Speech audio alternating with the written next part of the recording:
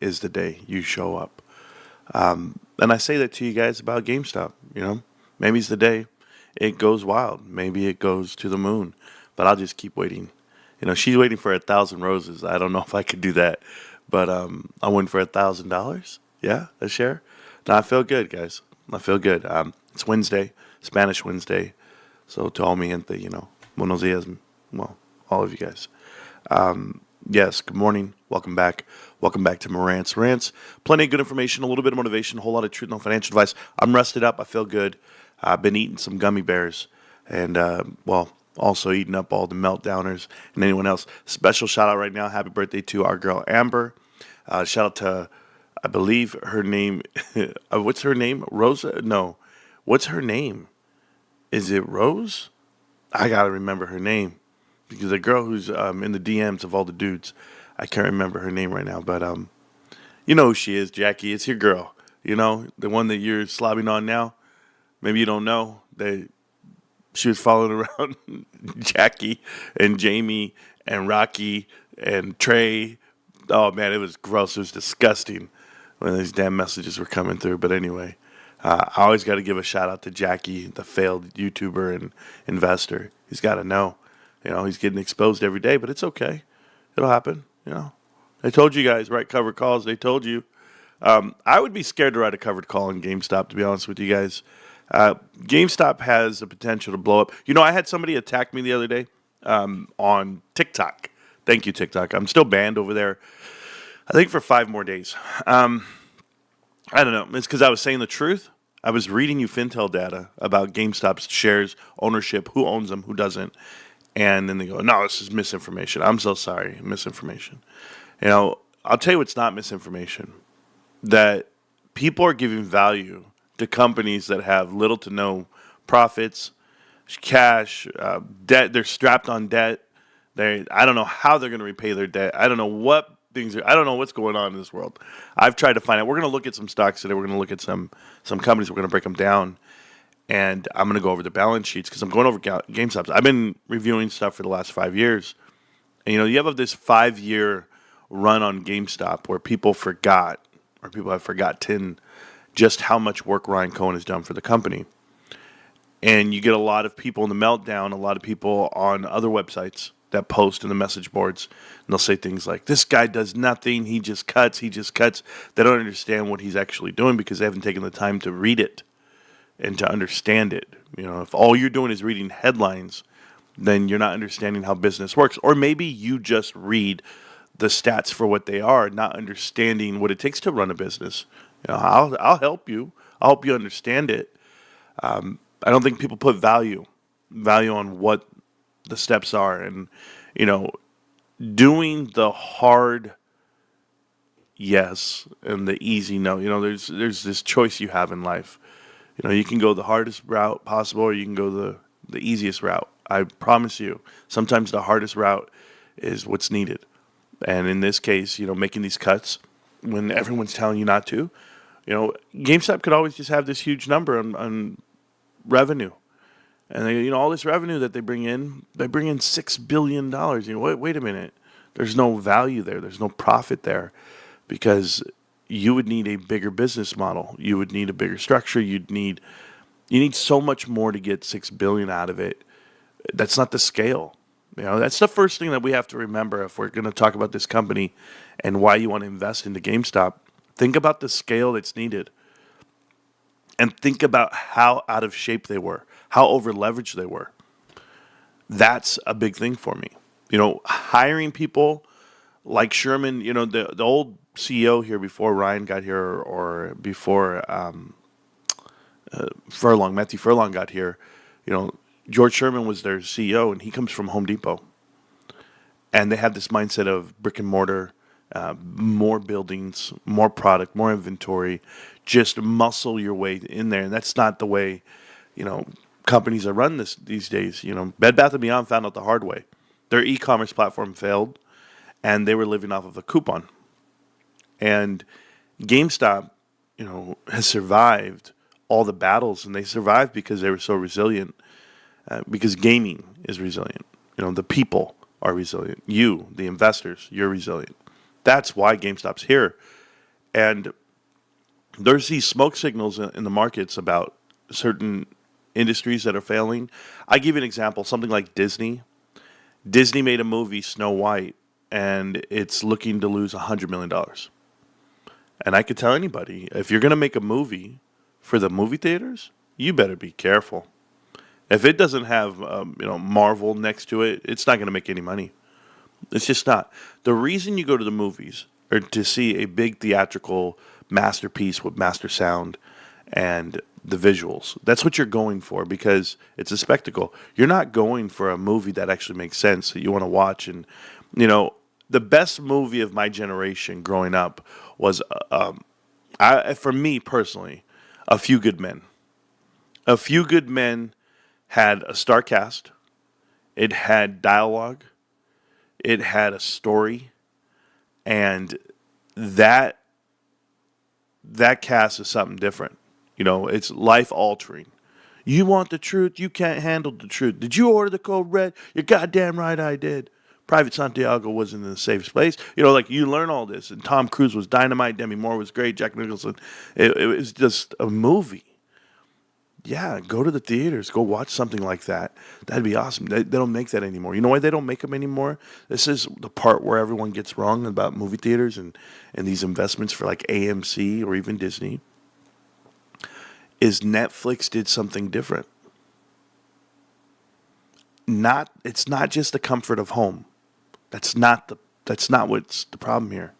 It's something that Martin Scorsese, or however you say his name, Martin Scorsese, the way he found this out, right? He could make movies like Goodfellas, Casino.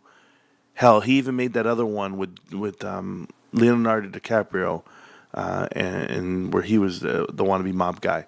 But what's the thing they found out? 2 hours isn't long enough. 2 hours isn't long enough for character development and a storyline. You need 12 episodes. You need to binge watch. You need a Netflix and chill. It used to be go to the movies, go out on a date night, get lucky. We're sitting in the movie theater holding hands, rubbing legs, and kissing. That's 2 hours. It's like, what is this? I'm going to sit here for 2 hours and not look at my phone. I'm going to sit here, not go to the bathroom. I'm going to sit. Like, when you find out the trends of this generation, then you got to, cater to that. Right? Even in business, it happens all the time. And Disney hasn't figured this out. And the major movie studios, they figured it out. But this is why comedies are not in the top 20 movies every year. Comedies are not movies that people go out to watch. The last comedy to actually make a profit and do well in the movie theaters, I think it was Bridesmaids, if I'm not mistaken. But they just don't, because people are just going to watch a comedy at home in an hour and a half and call it a day. They're not going to spend money to go watch it. They're not going to spend money to watch regular movies when they can watch them later at home at no charge. That was the point, and that's what's happening. Character development is what you need. You want to go watch Breaking Bad? You want to watch Mindhunters? You want to watch Ozarks? Those shows have 12 episodes, an hour long, some longer than an hour, and it's a detailed storyline. Let you go watch any movie. You're like, what happened? Why'd they fast forward it? I wanted to watch the whole thing. What happened? It's like, no, it's not long enough. It doesn't give enough detail. So that's what's happening today in the movie theater industry, just so you guys don't know. Video games. So we'll get back to that. And I know I go off left field. It's okay. That's what the show is. It's Marantz Rantz. Welcome back. Welcome back to Marantz Rantz. Plenty of good information, a little bit of motivation, a whole lot of truth, no financial advice. It's just a show about me and me holding GameStop and talking about other stocks. A guy goes, hey, Marantz, you said GameStop doesn't have any volume because it doesn't trade 10% of their shares, the float, within a given week. He says, what? What company do you know trades 10% of their float in a week? It's only GameStop and Tesla. That's it.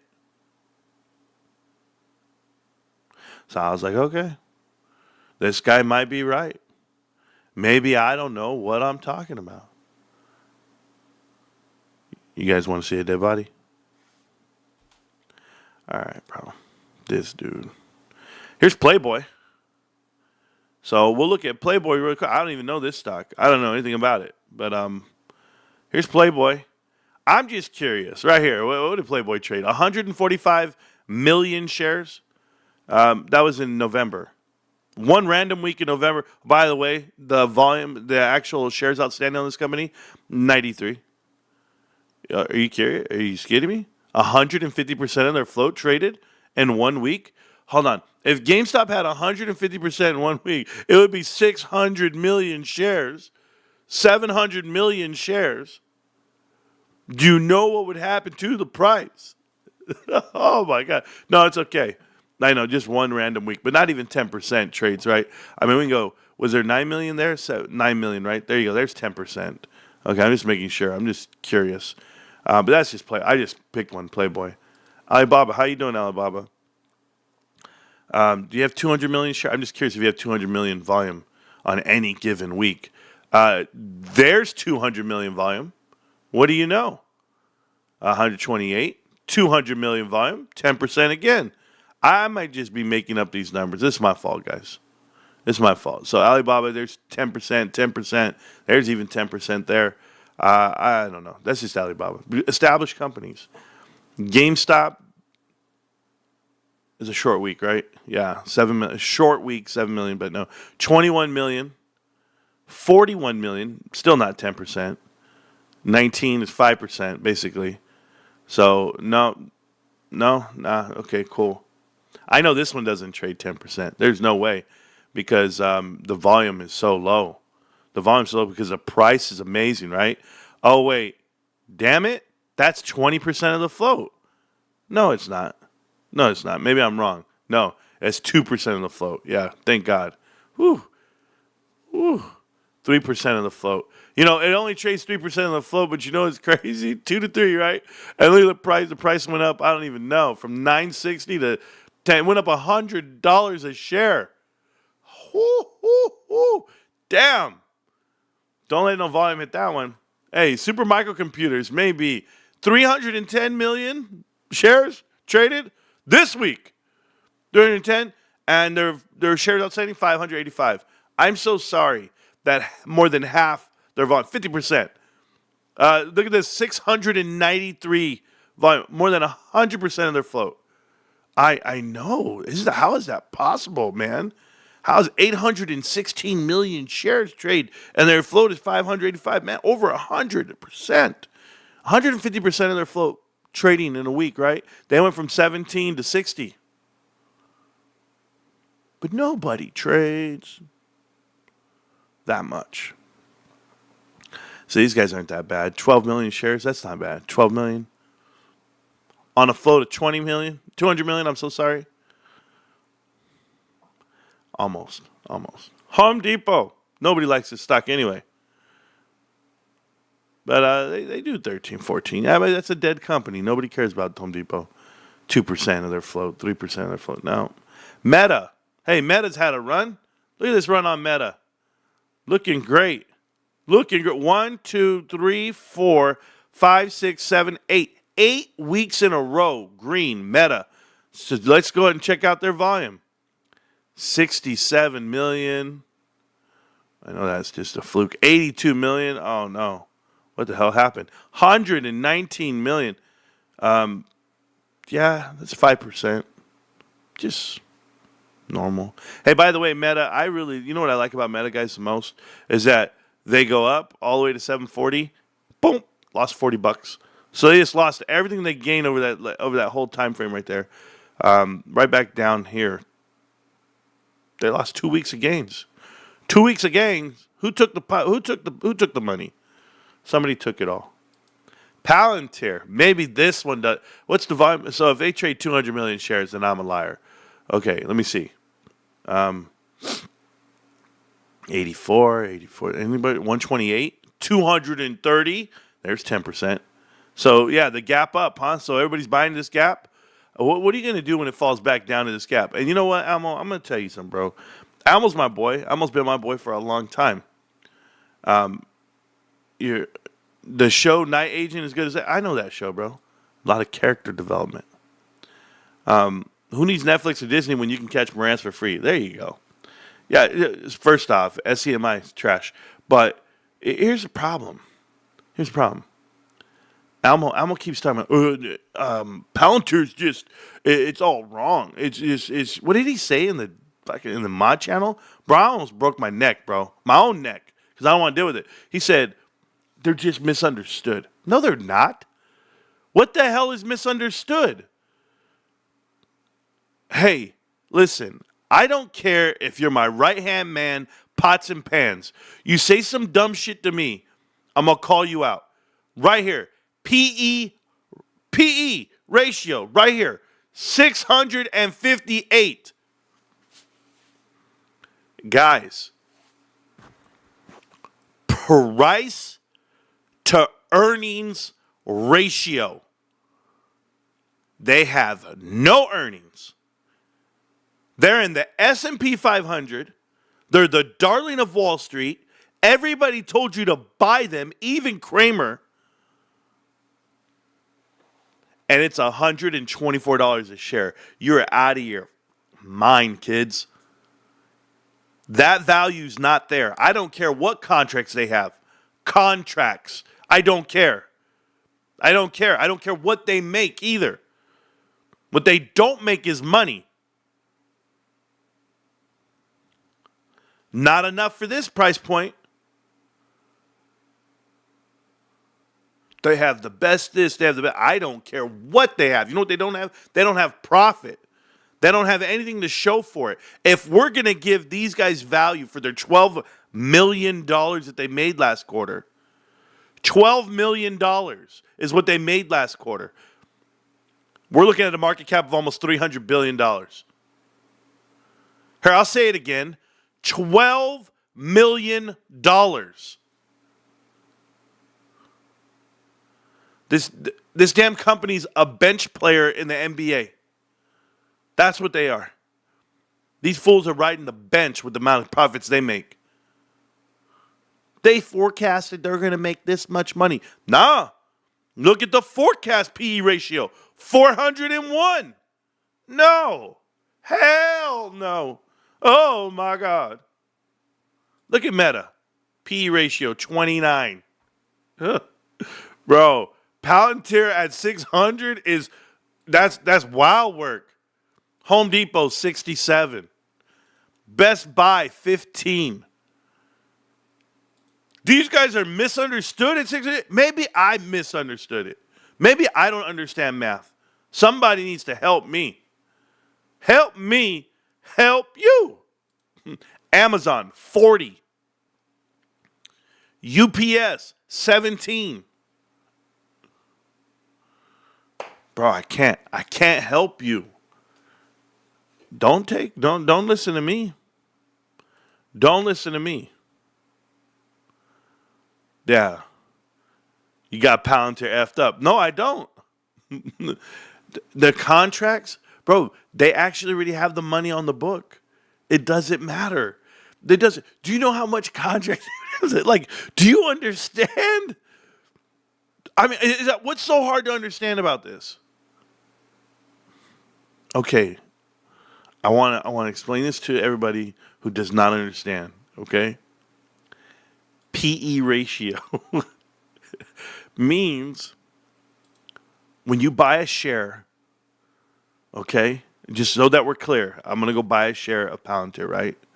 I buy a share of Palantir at 124.17, 124.15, whatever the hell this is. The amount of earnings per share represented means it's going to take 658 years to earn back that price of that share based off of the earnings per share.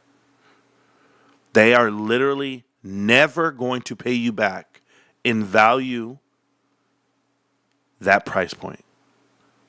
Not even possible.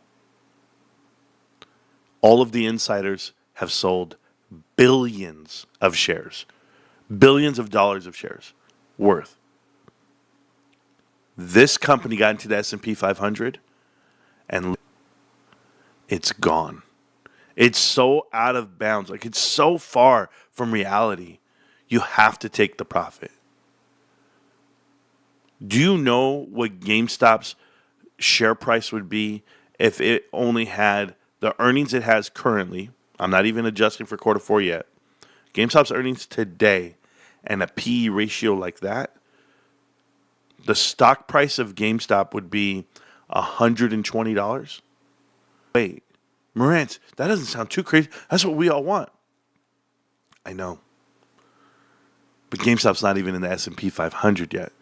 GameStop hasn't even announced quarter four earnings yet. GameStop hasn't even shown you the true value and scale. That's how out of bounds this shit is. Wait until it happens. Because GameStop's going to announce earnings. GameStop's going to announce a profit. They're going to show you their whole footprint, everything they do. And you're going to go like this, oh, 80, 90 on PE ratio. You know, 80, 90. You're going to go, oh, that's cool. The stock price is going to go up on GameStop, maybe to $40. But 80, 90, somewhere in there, right? Let's just say 80. And then you're going to go, this one's 8 times higher? You mean to tell me GameStop should be $300 and something dollars? Because 8 times 4, what? $320. $320 a share?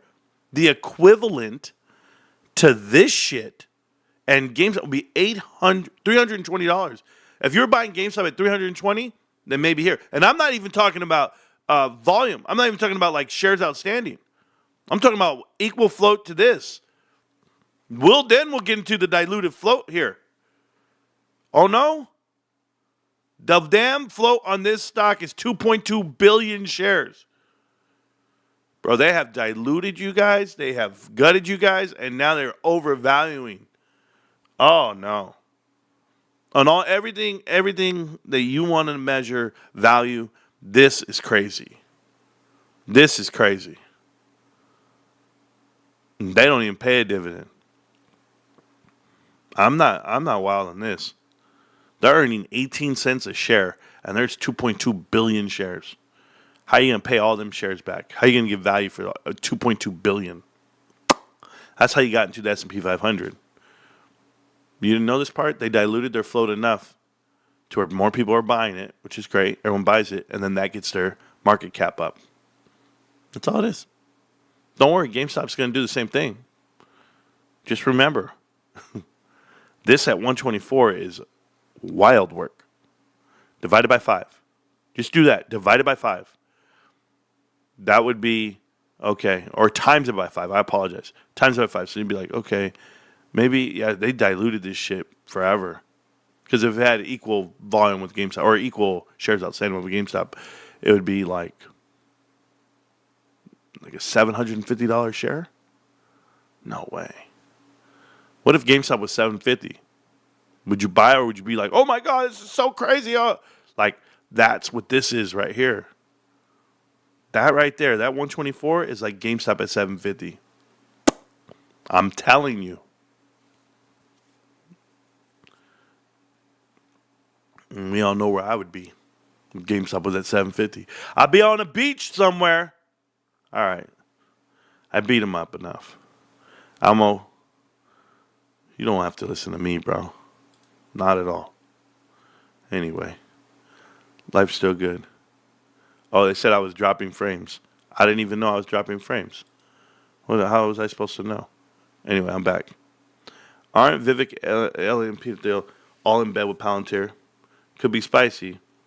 I've been minding my business. Yeah. Vivek, Elon, Peter, yeah, they're all in bed.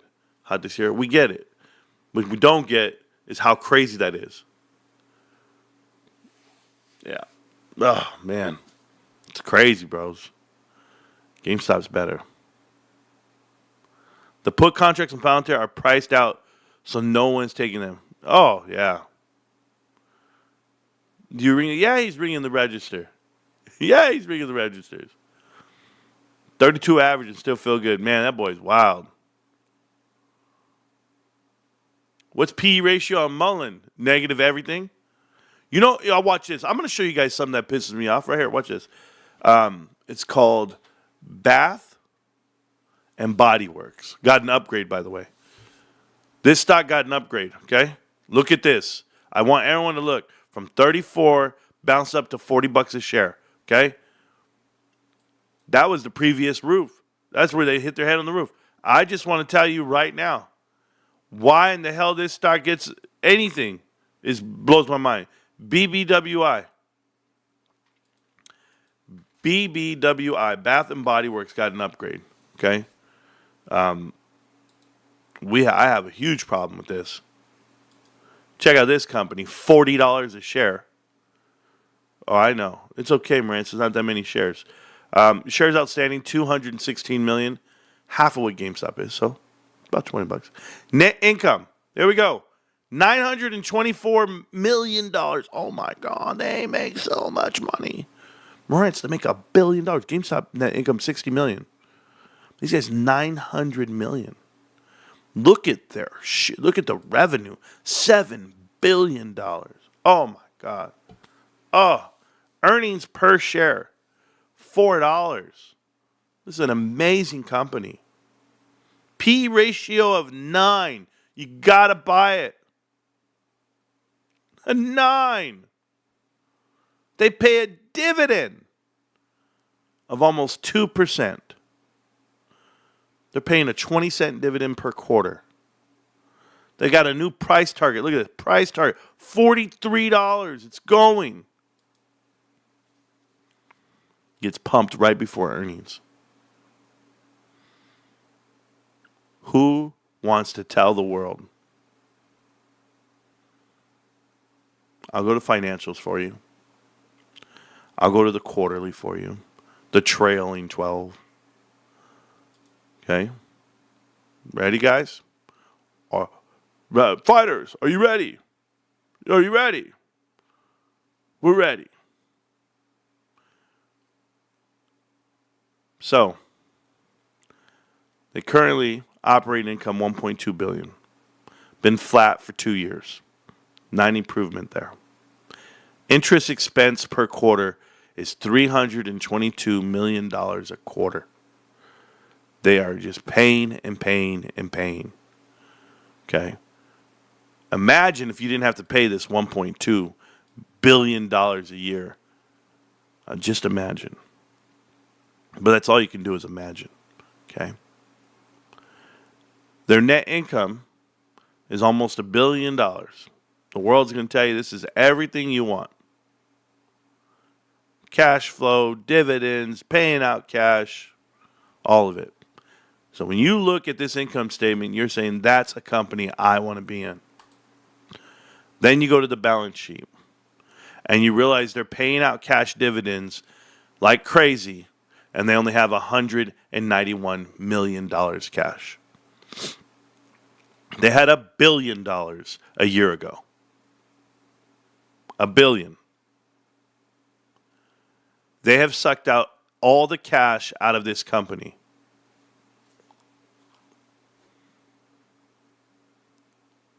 This company operates with liabilities north of $6.7 billion. $6.7 billion. Their assets are 4.9.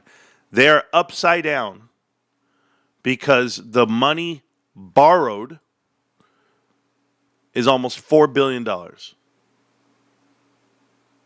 $4 billion. This company has to hope and pray that they do nothing wrong for the next 12 quarters, 4 years, 3 years, whatever it is, 3 years. They are paying, I'm so sorry, they have retained earnings of negative $1.9 billion. They have total shareholder equity negative, which has increased, by the way, from last year to this year, $150 million it will be, but they are negative $1.7 billion.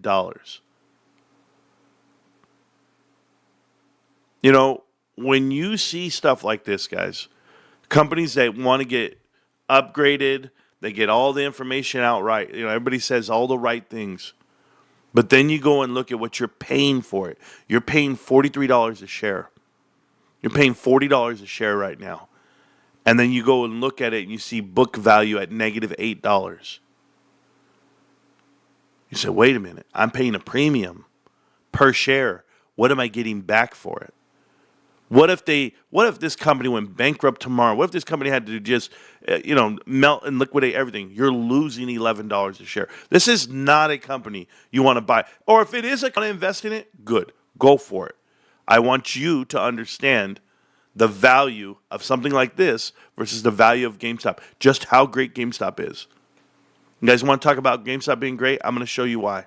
Okay, Bath and Body Works, this might be your best quarter because it's Christmas coming up. Earnings are at the end of the month for this company. And the part that you guys have to remember when you're looking at something like Bath and Body Works and why I get frustrated with Wall Street is because everyone's giving it value. Everyone's trying to say it's great, right? We had Martin Scarelli come out and say, this is the company I would buy. This is the company I would buy, and I'll tell you why. This whole theory behind Doge right now, Department of Government Efficiency and Elon Musk, the rumor going out there that they're mulling over the decision of paying out a $5,000 one-time check to all taxpayers. Anyone who's paid taxes, they found all this fraud, they found all this money to the tune of trillions of dollars. Every American, $5,000. That would stimulate the economy. That would get it churning. If you took away the income tax, federal income tax, which they're also entertaining doing because there's so much government waste and fraud. They say, you know what? We don't need it. You guys can have your money back. It stimulates the economy. It might make prices go up on items because everyone has so much money and they go, you know what? We need to gouge. Or, maybe people are saying with their money, maybe they pay off their bills and their creditors and they do the right thing. Doubtful. But GameStop has found a way to show you value. Guys, we've been here for 4 years. This is the weekly chart that you're looking at, but this is the monthly chart. We've been here for 4 years holding this stock. And this run on GameStop, like just all the way down to 64 cents a share, the equivalent, people wrote this company off. And they all bet on the demise and the bankruptcy of it because they knew what everyone was doing. They knew it was a fixed game. COVID money kept this thing afloat. COVID money and people hearing Roaring Kitty and people seeing the movement, that's what kept this company afloat. That's what kept the doors open. We saved the company, right? But all that stimulus money and all that COVID money, everything that got pumped into the stock and into the store itself, that all masked the real truth about this company. Like how bad it really was. It was that bad. It was completely upside down. And as GameStop started making transitions and changes, and Ryan put a tweet, he said, buckle up. Because we knew it was going to be a long ride. It wasn't code talk. He literally said it, just, buckle up and brick by brick. And those are things I live by. But imagine thriving, imagine existing and surviving in an environment where no one wants you to, where the media is so adamant about pushing out negative press on you and your CEO and your board of directors and your investors, right? And your shareholders and your shoppers. Only idiots and dumb people shop at GameStop. Dumb money only invest in it. Forget about GameStop. Everything was negative, negative, negative. It still is negative, negative, negative. But I'm going to ask you, Wall Street, I'm going to ask you, Meltdown, why are institutions buying more GameStop today than they ever have? Why are they positioning themselves? The idea that a couple of things people don't understand about investing, like the way ETFs are built. I'll go talk to Meet Kevin. He had to shut down his ETF, but the way it's built is you want to get exposure, and there's a risk to that exposure. Especially if you're a money manager, if you're one of these certified financial advisors. Right away, you'll say all the right answers to your client. Well, we could do this, we could do that, we could do this. And your client calls you and says, I'm thinking about doing something. I think I'm going to go to GameStop. And right away, they no, you can't do that. You can't do that. There's a moment that you won't be able to survive because the ebb and flow of the market and or the manipulation of that investment. But if you actually took the chance and you understood it, you came here to the channel, you hung out, you saw some videos, and you understand like what's the next step, the logical step for the company, and how's it really working out, on the bottom line. The optics are to make it look like a terrible investment. But if you really do the due diligence and you break down what GameStop is and who it is, then you know that this is the best investment. The best investment. A guy asked me yesterday, he said, "Hey, Marantz, why do you think it's the best investment?" I was like, because I know things you don't. I know the partnerships. I know the CEOs. I know all of that. I know the companies that are trying to partner up with GameStop. Right? We've talked to the CEO of Drip. They've done a trial with GameStop. I've talked in the past to individuals that had logistics contracts with GameStop. And we talked about the value and the hard bargaining and the drive they do. Like, they're not there to make you a profit. They absolutely are there. We used to have a guy on the show named Pepper with Salt, and he had a trucking contract with GameStop. And he would give me all the info. He would tell me, he goes, "Hey, man, I signed a deal. I don't mind talking about it now. It's been years. I signed a deal." He's like, "I'm not even making money off the deal." He's like, "But I'm just doing the right thing for GameStop. I'm taking the sacrifice and the hit because I enjoy the company and I respect it." He went down to Texas. He did the interview. He walked the table. He said, "Hey, I'm here. I have trucks. I'll move the stuff right now." He did that out of the kindness of his heart. He paid more than any of us will pay. But when you have people like Pep and you have people like Jay and you have people like my other Jay and other Jay, I have like 5 Jays in the crowd. You got people that put in large amounts of money that understand how to value it. And they're willing to take that risk. It's like, who are you riding for? Ryan Cohen had this deal with Valuation Capital and Larry Chang. He said, that when he had Chewy, he said, guys, I was all about it because I wanted to make sure I made everyone happy, and I was going to pay back Larry for the money he put into me and the trust he put into me. So he wanted everyone to win because he doesn't feel it's not a me thing, it's a we thing. That's Ryan Cohen. Ryan's not in it for himself like the way they try to paint him out to be. That guy is out here working for free. For you. You're the company owner, just like he is, but he's doing the job for free. He has so much expertise when it comes to building something and running something, and managing something and developing something. And yeah, he's the boss. And what did he say in the interview that he had? He said, "I didn't want to work for a boss. I wanted to be a builder of companies." He's building a company and he is the boss. So I think he's in a sweet spot. I think GameStop's in the right spot. There's this thing going on right now. It's a season, okay? A season of card trading. And I want to show you what I mean by that. Here's the actual website of GameStop, right? So we go here. And when you go to GameStop website, we can just go straight to the cards like I do every day. I click on it, I come here, sell graded cards. And I'm able to track like how many cards there are. And you'll see some cards here like this Don Russ Optic Rookie Kings Jordan Addison card for $99. But the card that are featured right now, because it's a season of it, wow, it's not even here anymore. No way. It has to be. What the hell? It's gone that fast? Wow. No way, dude. 1,700 cards, and it's gone, dude.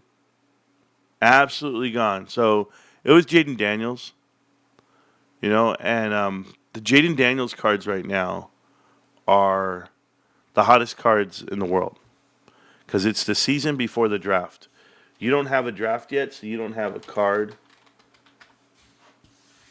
to sell. Look at that. They're all gone.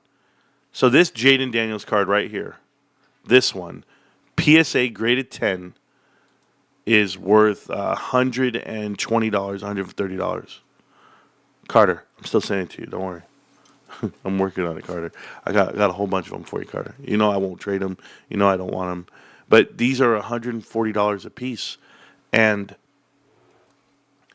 the value for these cards, it's godly because they don't have another rookie to trade off of yet. This happened with C.J. Stroud and that other guy Anthony Richardson, but now you have it happening with the boy Jaden Daniels. Every card is worth a crazy amount. It happened with Wemby too, until the next draft class comes, until the season's over. So just know there's value there. But yeah, GameStop just sold that card. I saw it.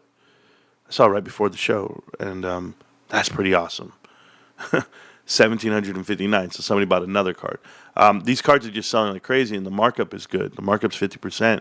I would say the markup for those cards are godly amount. Has to be. I don't know. I know companies that have set rules as far as value, like margins. They don't want to buy things at $10 and sell them for $200. A lot of businesses are run this way because they feel like they'll lose the value instead of giving the customer value, right? There's a customer relationship there. I don't want to overcharge you for things. These Jordache jeans I got for $17, I could charge $30, but instead I'm going to charge $22. Minimal markups so that you get the wholesale value, you get the pricing. GameStop's not that way. GameStop's making money any way they can, and I'm happy for it. I really am. I need to find out if I can go turn in my retro gaming and trade in my games and my console and everything. I've been thinking about it.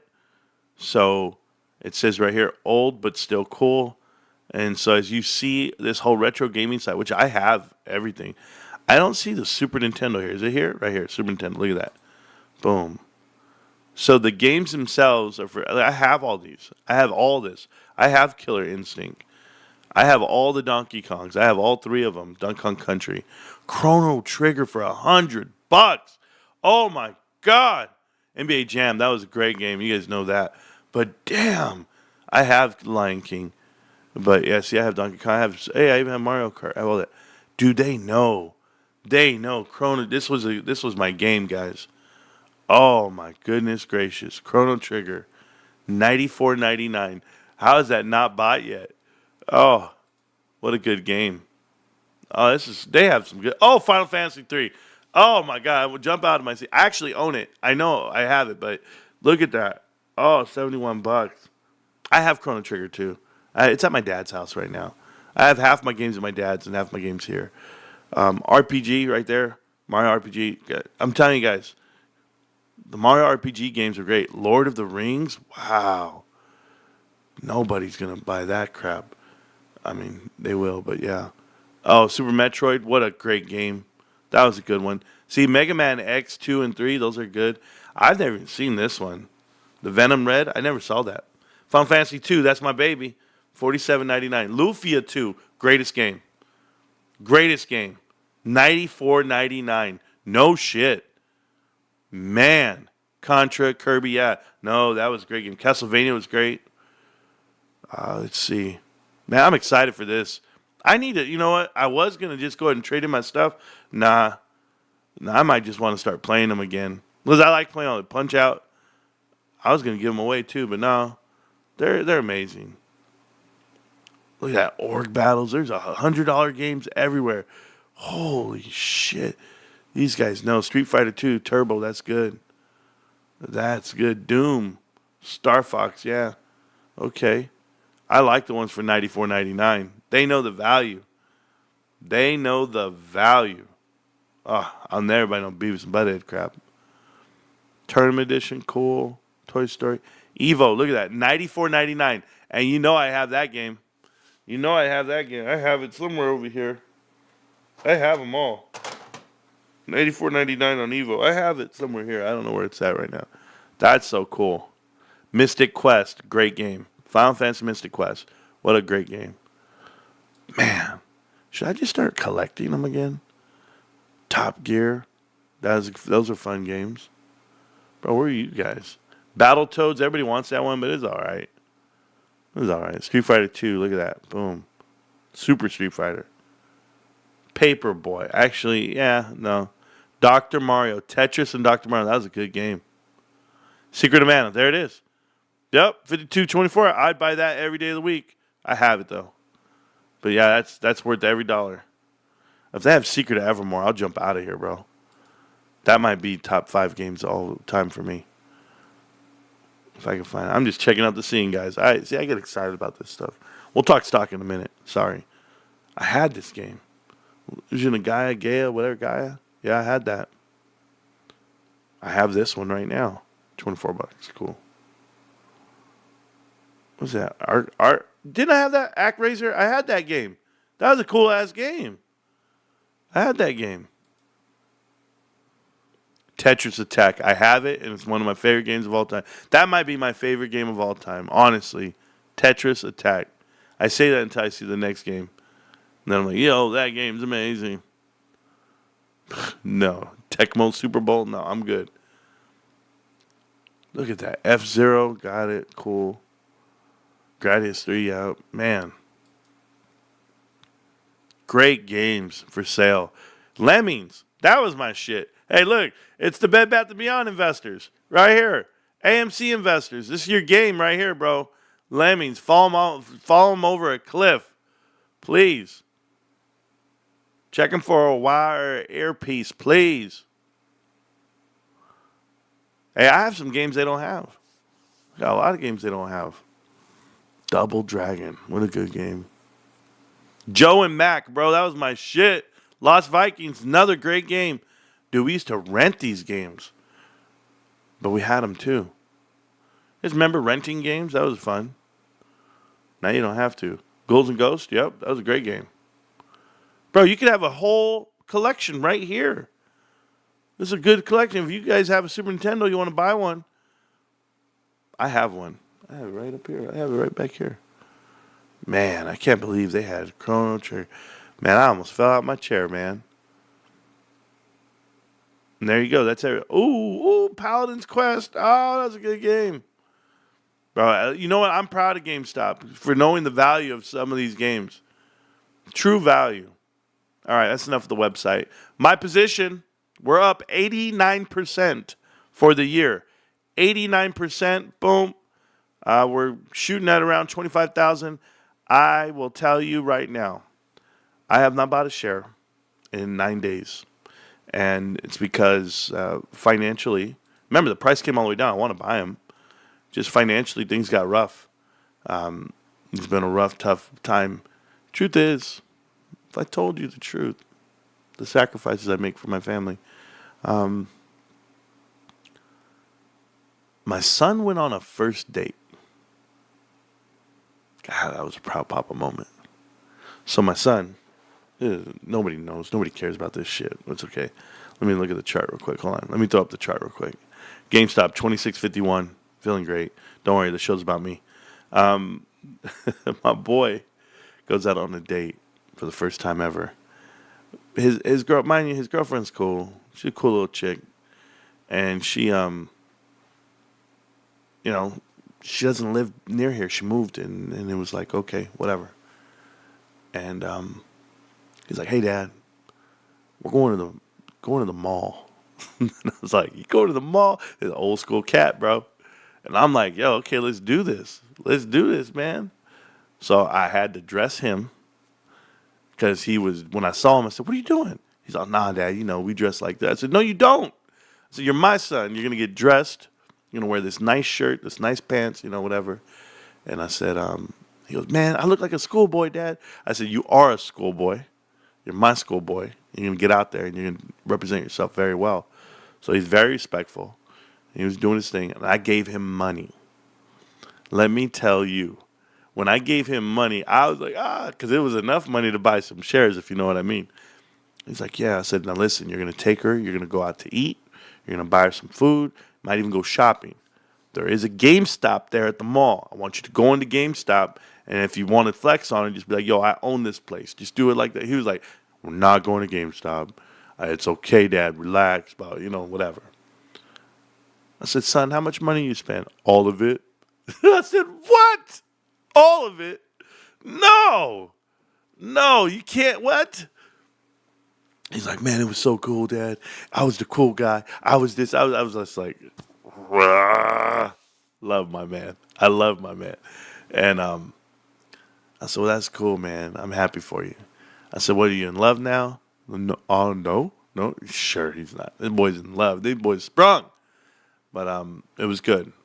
It was a chaperone date, basically. I don't know. Their parents were around, and so was my daughter. So my daughter's the one who took them. But I'm happy for them. My daughter's 26 years old, and they're two peas in a pod. These two, they're tight. They're thick as thieves. So I don't mind them at all hanging out, and that's good. It's good to have an older sister like that. My other daughters and son are a little bit more reserved, like they're by themselves type style. So they're like, yeah, I'm good. I'm making it. So that don't bother me too much. But my little man, he's funny. He's the last one, and I'm happy for him. It was a proud papa moment. I promise you. He should have went to GameStop though. Dad, I went to this store where they sell keychains. I was like, you don't have a car. What do you need a keychain for? What the hell? I was like, this is crazy. This is the world I live in. No, it was a memento to remember the date. I said, never mind, bro. Never mind. Went to the mall. I wish I could get my wife like that. I wish I could just, first date, be like, yo, baby, let's go. We should get it right. I don't know. Let me read all the chat right here. My daughter went on her first date recently as well. Woo, Amber. That's wild. Darth, so somebody named themselves Darth, and what did he say? GameStop is dying. They're trying to sell out the Canadian and French divisions, reducing the overall value. I love that. I love this individual who has no idea what he's talking about. First, let's help him out, okay? Thank you so much, Darth. Okay? Trying to be a fake Darth. You bring shame to the name. Get into the medical bankruptcy and lose it all. Yeah, so, well, that's not very Canadian nice of you. Yeah, let them know. I hope they deny your care. Why the hell would he talk about you like that? I got the best insurance in the country. That's not nice. All right, so check this out, bro. GameStop is losing its value. Is that what you said? First thing I talked about was the conversion of the U.S. dollar, what they lose in value logistically, contract-wise, and partnership-wise. I've seen companies refuse to sell products based off of price negotiation. I've seen companies refuse to renew a contract. It's wild. So I was talking to my wife last night. And if you guys don't know, my wife manages commercial real estate, like a large level, okay? Large level. And she has contracts with multiple people, whatever it may be. And I'm not going to tell you details, but she was talking to me about it. And she tells me, hey, there's plenty of delinquency out here. And there's people that overpay for things just to keep the property and location. But we're talking about this one there's this one company that I have all the respect for in the world, and it's called The Beer Hunter. The Beer Hunter is a restaurant where I live. It is a mainstay. It has been in the same location since I was a teenager. It's on the corner of the most popular intersection in the Coachella Valley. The most traffic, the most affluent crowd. It has it all. Prime real estate. The corner lot of this drive, of Washington and Eisenhower Drive. Or Washington and 111, I should say. Washington 111. Massive, guys. Same parking lot. You got Five Guys. You got LG Steakhouse. You've got Okura Sushi, which these are all upscale places in La Quinta, California. If you want to get there, just to give you an example, you can see the Indian Wells Tennis Gardens from this restaurant. Everybody goes to the Beer Hunter. I don't care. Growing up, it's a sports bar, but it's everything for the city. It's where people go. If you're single, you're going. If you're married, you're going. and it's a happening spot. Pool tables, sports, but it's a sports bar. It's everybody knows it. Famous people go there all the time. Say, okay, Bear Hunter. They hit the Bear Hunter, the previous company, and I know this because I'm privy to some information from my whole family's commercial real estate. If you don't know, my family owns the number one commercial real estate company in our valley, and there's another one. These are cousins own, and then they own another company, and then my wife has her company, and then there's another company. So anyway, I'm fine. We all talk about this contract. We're all talking about it. We're like, did you hear Bear Hunter? Yeah. Bear Hunter, 1 week before the NFL season kicked off this year. 1 week before. This is their season. This is when they're ready to make all their money because the NFL is going to be on Sunday. The place is going to be packed. And it's down here, we have a lot of visitors. We have all of Canada that visits. We have all of Washington and Oregon. Everybody vacations where I live, the Coachella Valley. Palm Springs, Palm Desert, La Quinta. So from tennis tournaments to PGA golf tournaments, everybody's here. The hell, even the Ironman's here. The Bear Hunter went ahead and canceled the contract 1 week before the NFL season started because they tried to strong arm them into a contract because of the NFL season. Like, oh, season's going to start right now, and we got this contract on the table, and here's negotiating. We want you to sign, and it was a 20% increase per month. And these guys doing business with Bear Hunter basically felt like they were being forced to do this, right? Like, it was like, no, we don't have to sign that. They go, oh, well, then we're just going to shut the doors then. You're not going to open. You're not going to make your money. Shout out to the Bear Hunter for they didn't bend at the knee. Nope. He said, that's fine. I made all my money. I'm fine. I'm a multi-millionaire. I don't need this. You're not going to take advantage of the situation. You're not going to pin me up. You're not going to stress me out. Yeah, my employees are going to lose money. Yes, my cousin works there or worked there before. But you know what? People are going to have to find new jobs. People are going to get laid off. However you're going to do it. We're not going to sign this contract. You're not going to strong arm me. And shout out to that business owner for doing it that way. And he opened up another one across town, where he has another one across town now. And that's the one he focused on. But let it go. Let it go in the prime spot. Let somebody else pay that bullshit-ass rent and mortgage for the building they're in. They've been in the same building for 40 years. It was like a rundown spot now compared to the rest of them all around. Maybe they're asking for more CapEx. Who knows? But I'll tell you, nope. He didn't sign it.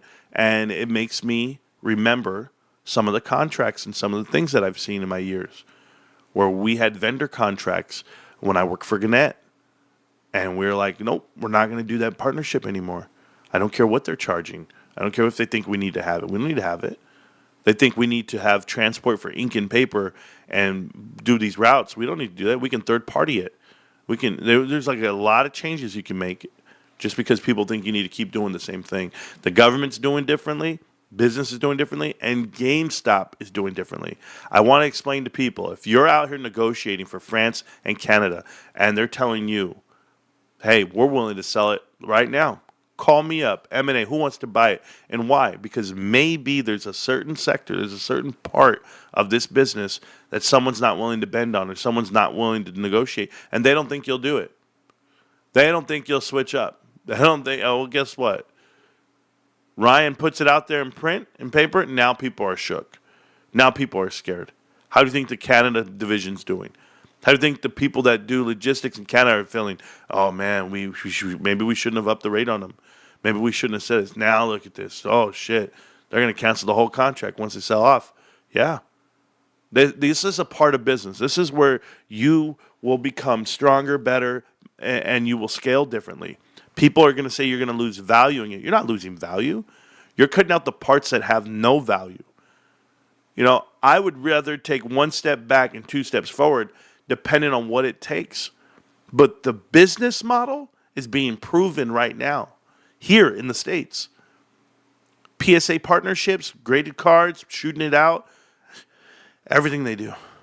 And then GameStop still has the ability to launch on their own elsewhere. You don't know what's coming down. You don't know the plan. But for people right away to point out the negatives and what it would do for the company, they need to understand there's more to business than what you see. There's more to the decisions you make, and you have plenty of time. Ryan is so young, 39 years old, and he's a CEO, and he's making decisions that are best for the company. So good that the company has thrived and strived to have a swing profit of $600 million over 2 years. This swing profit that we talk about, I challenge anyone in business to make an impact, a material impact on their company the first year in. It might be one thing to show up every day.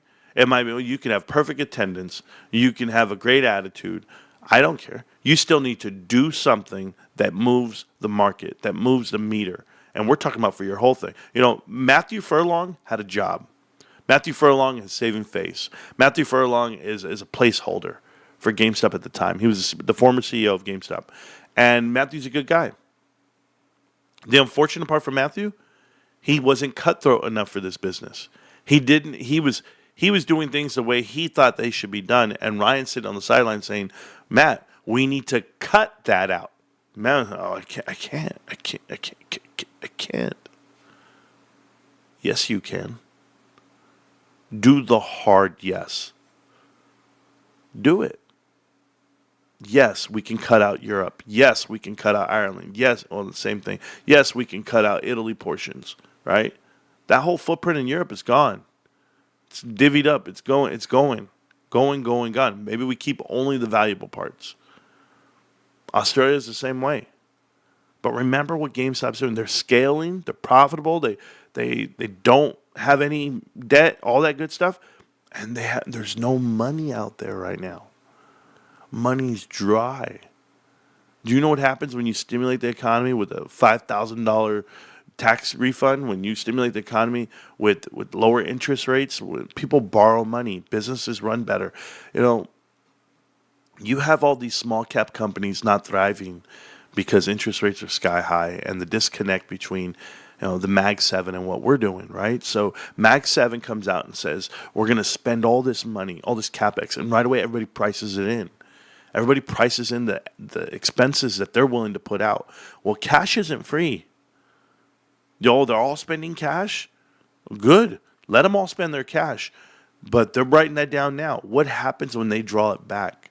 At what point are we going to give value to companies that generate a profit based off of what they're doing, not based off of what they spend? The profit being made by NVIDIA is being by spending of other companies, not the consumers themselves. There's no consumer demand. It's far and few. There's not enough graphic designers in the world to make sense for this Blackwell chip. Nope. They try to tell me there's 22 million in America. No, there's not. There's barely 22 million people working. So then I think about it in a different light. I think about how this real estate market, just in general, is going to feel some stress by federal employees being laid off. These guys all who have homes and mortgages, it's going to add to the inventory. It's going to add to the excess, and no one's going to be able to have a deal. No one's going to have a deal for housing because the percentage is crazy. All these people are going to be homeless? Or are they going to be shacking up or renting? Or what are they going to do? What are they going to do? Because let those rates stay sky high. You're going to see so many foreclosures. It's going to be phenomenal. And the only way you can sell a house right now is by putting incentives on it. Buy down the rate. And all incentives, when you think incentives, guys, you just think margin. Right? You're eating at the margin. That's it. Eating at the margin of profit. And so everybody's down. Toll Brothers announced their earnings yesterday, down. I can imagine what Pulte Homes is going to do. And what's the other part about this, too? When I use the word margin, it just triggered my brain right now. People remember GameStop from 2021 and them pushing it and them pulling it and them messing around with people. That's when they allowed you to buy GameStop on margin. They stopped that in March of 2021. In March of 2021, you can no longer buy GameStop on margin. That's how scarce it is. You can go ahead and take margin out on your account right now, and they'll let you buy all the Tesla, all the NVIDIA, all the SMCI. They'll let you buy all of it.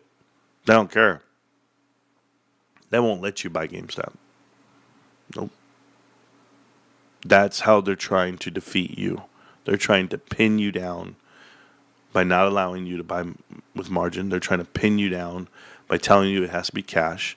And the reason why is because they think you're going to give up. Sorry, Wall Street.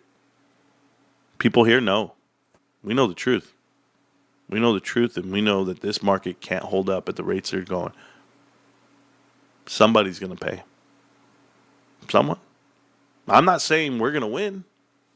Might not win tomorrow. There might be another winner on the other side. Palantir might win. Well, good. But the value doesn't hold weight with the earnings. GameStop has managed to get their earnings in line. They now have value again. And they have a lot of cash. And they have you, they have me. So I hope you guys are paying attention to everything that's happening in markets and what's happening with GameStop. So that's why I keep talking about it. They can't find shares because I keep buying them. Absolutely. 100% maintenance. I work for Toll Brothers. That's what I can tell you. What's up, everyone? Sorry I'm late. You're not late, Sergio. You're right on time. Once the Canada and French moves are made, those 400 stores are closing, dropping off the balance sheet. Man, GameStop's going to be looking so damn strong. It already does, but I'm so excited. So am I. You know, I'm going to show you guys something. We're going to go look at something right now because I'm just curious. But shout out to you guys. Hey, Frank, thank you again for the heads up on that real estate post for Twitter. I went over there and I was checking it out. She's really good. So thank you, sir. Appreciate you. That's Frank helping me out. So Marantz, I follow this person on Twitter. You should check him out. Yeah, it was good. All right, so let's go look at something like this. Let's go look over here and do a company search. And let's look. We're on the Edgar system. Okay. So you go to the SEC website. You go to the Edgar system. You can type in GME. Here comes GameStop. And when you go look at GameStop, I want to go ahead and look at the 10K. Right? Now, our 10K that we're comparing to is last year's 10K. And last year's 10K came out March 26th, and I'm looking for it right now. The fiscal year ending February 3rd. We ended around February 2nd, if I'm not mistaken. But let's go and look at the differences from then to now, a year removed. A couple of things are GameStop had 53 weeks, I believe, last year. Yes. Last year, they consisted of 53 weeks. So the totals are a little different. The timeline's a little different. The cutoffs are a little different. But if you look here, they had a total of 4169 stores across all segments, 2915 in the U.S. Now, people have said they've closed over 400 stores. I don't know how many they've closed, but it looks like 203 in Canada are up for sale right now. Okay, 203. Then they have 647 in Europe, and they've closed a lot of them in Europe. Okay, they've closed a lot in America. In America, they had 2915. Okay. Now, I want to go ahead and look at this really quick. The reason why I tell you, so here's all the state totals, right? Whatever, that's cool. Right here. So we sold all of Italy, which was 264 stores. So 264 gone. Okay. We have France is up for sale right now at 314 stores. But they still keep the Germany stores, 69. Maybe there's some profit in Germany. New Zealand and Australia, they're keeping those 404. And Canada, 203 are up for sale. So they're willing to sell 517 more stores with the French and Canadian announcement. Okay? They've already sold off 264. Plus, I actually have it. We got to look for this thing. GameStop closes 400 stores. Okay. And it's going to be, is it this website? Right here. This is Newsweek, by the way, okay? So let's go ahead and count how many they closed. So Alabama. let's just go 3, 3, 7, 8, 11, 16. So we'll write that down. So we're at 16 so far. Let's see here. We're going to close off 3, 3, 3, 10, 3, 3, 3, 20, 3, 3, 27 in California, 30, 33, 36, 39. So we're at 39. Boom. Okay. Now Florida, you have 3, 3, 3, 10, 3, 3, 20. So 24, 27, 30, 3, 3, 38, 41, 44, 47, and 50. Then you have 60, 70, 74, 76, 80, 85, 90, 98, 100, 110. 110. And Michigan, we have 10, 14. That was 20, 27, 33, 34, 41, 46, 49, 49. 3, 3, 12, 16,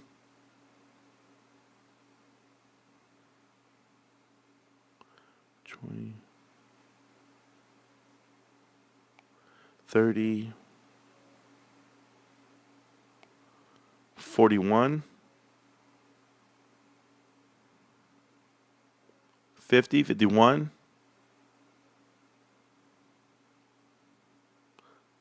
60,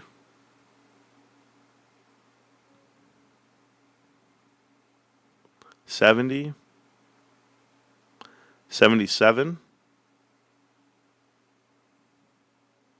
80, 84, 86, 90, 100.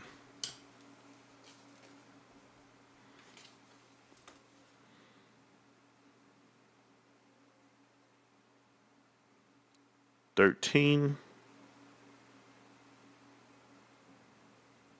23, 25, 35, 40,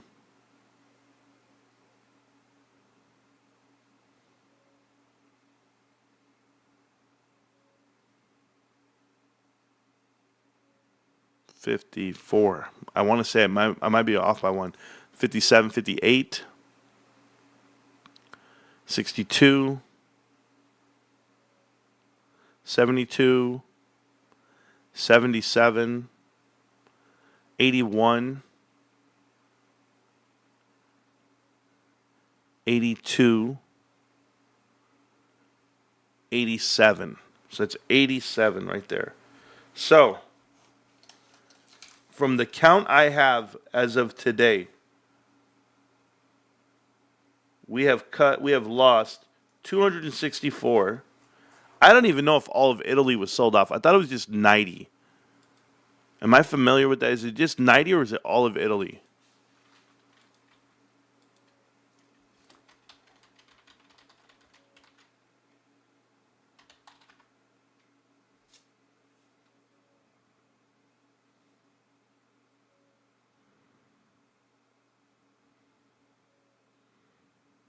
Oh, and Germany.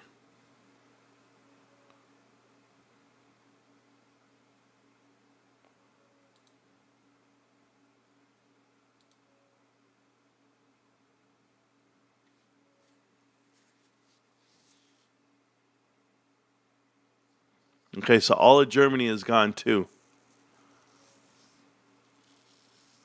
Ireland, Switzerland, and Austria.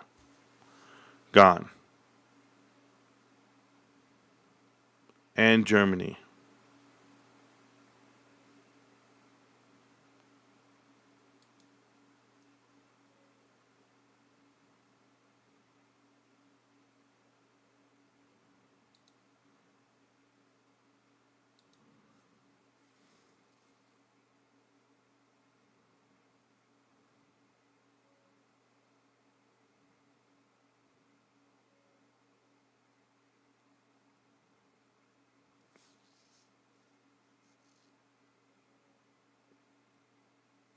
Okay, so they sold all Italy ones too. Okay, cool. So, let's go back. So,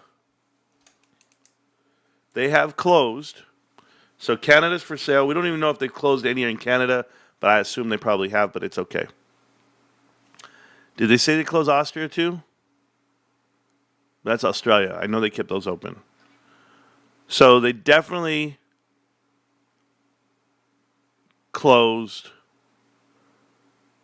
all of that. So, 69 for sure. And then they closed an additional, let's see what we have here, 18, 25, 31,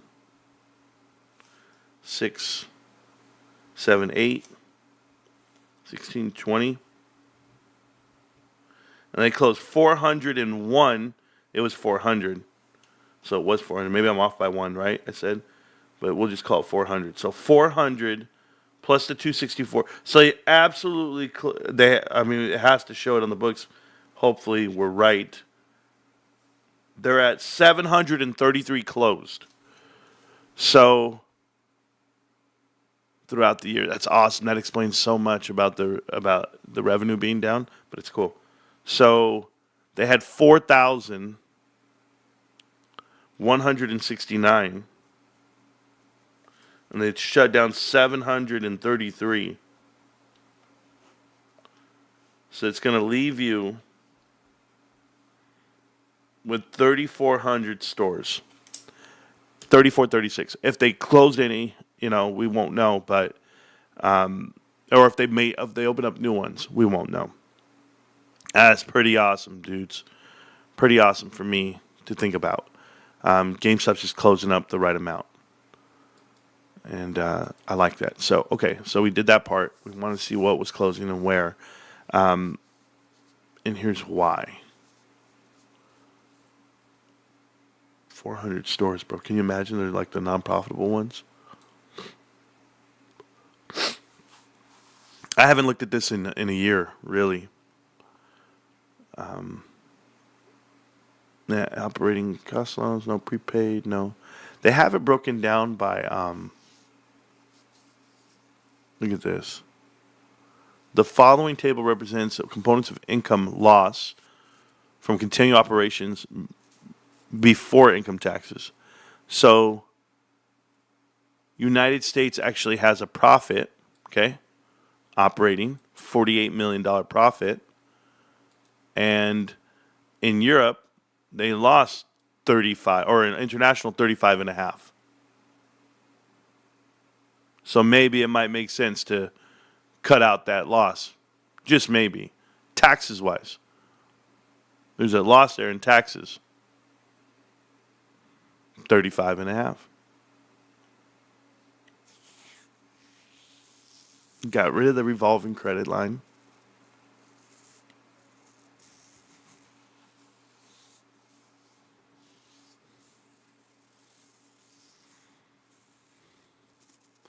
We're fine with that. So there's at least $35 million that they're going to get instead of losing on taxes once they get out of the international stuff, which is good. And this is what he was talking about, micromedia. I saw him. That's what he announced. Entered into 6 unsecured term loans for a total of $40 million. Oh, so they're actually going to pay off the loan that they owe, the COVID loan. That's the French Connection thing. That'll be gone.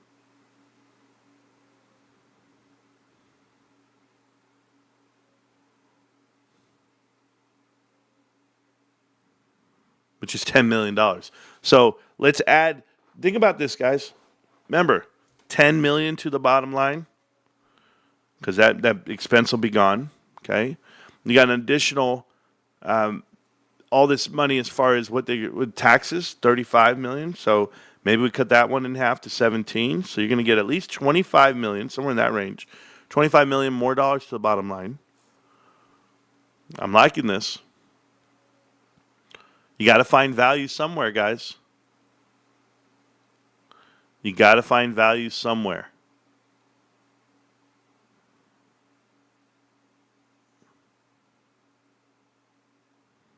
Foreign currency contracts, $5.9 million right there. 5.9 total liabilities. Those liabilities go away right there. 5.9. There's another 5 million. I like this. I like this a lot. Let's see, what else is this right here? You guys want to know you're going to lose value. You're not losing value. Nobody wants to carry dead weight. They're doing that unthinkable. Do you know how profitable AMC movie theaters would be if they didn't own 1,000 European movie theaters? The deadbeat movie theaters that they bought? They'd probably be great with just the 300 AMCs here in America that are packed all the time and people are going. Nope, 300 wasn't enough. They had to go buy 1,000. It's all part of the matrix that they want. IMX, that whole thing's gone. So we actually got back all that millions of dollars from the pledges to them. It's going to be great for this year. All these guys who claim that we don't make money, it's crazy. Operating leases, as you can see, we had the most operating leases up for grabs this year, $207 million. Well, guess what? Those ain't coming back. You won't have to pay the interest of $88 million. Nope. But it's cool.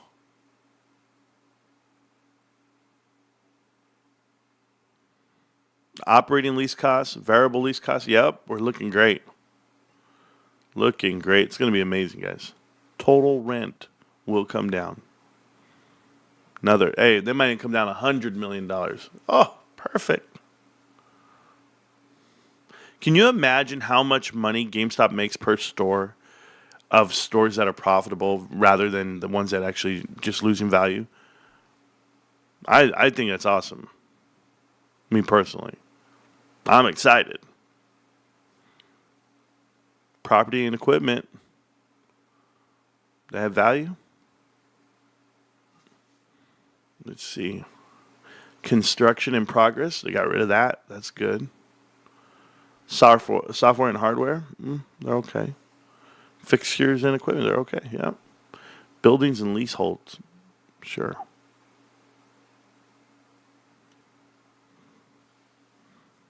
I love it. I'm just reading, guys. Don't mind me. This is what I do all day.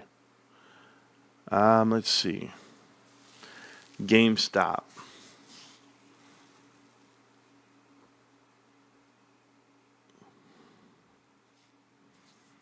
Just reading. You see, that's a crazy number right there. All right, so let's look at it. So net sales, Canada. Okay, Canada, 200. I want you to think about this. 209 stores. GameStop in 2,900 stores, 3.4 billion. So a little over $1 million a store, whatever it may be.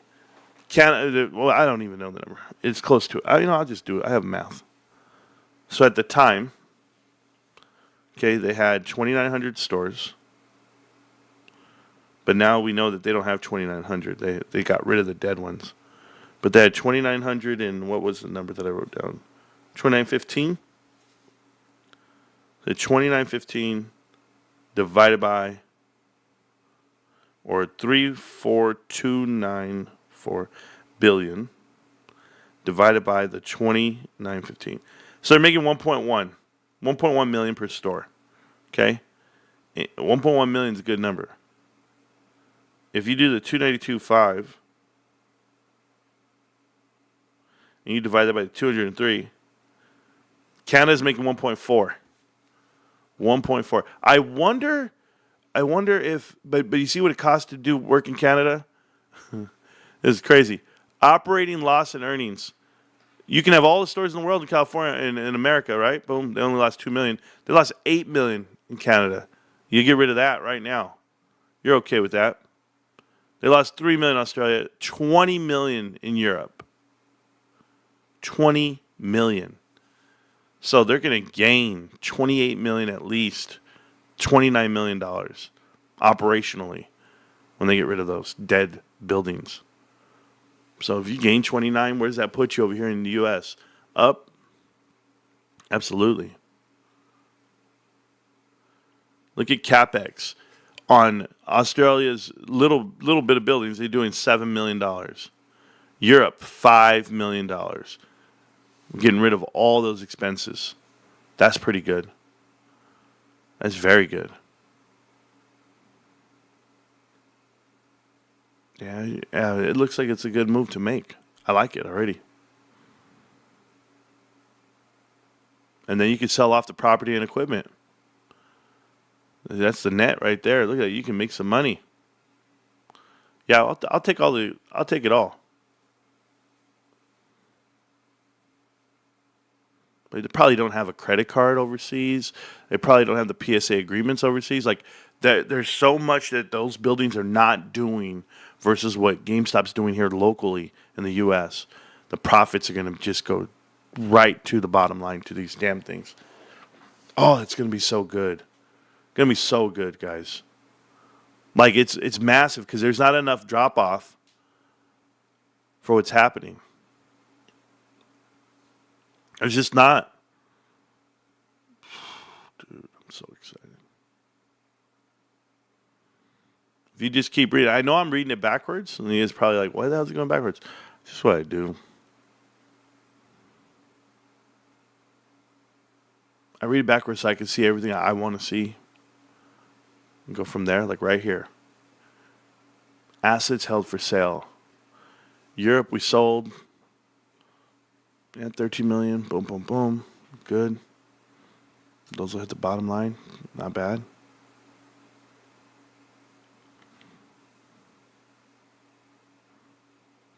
Okay, inventory's not bad. Board of records are good.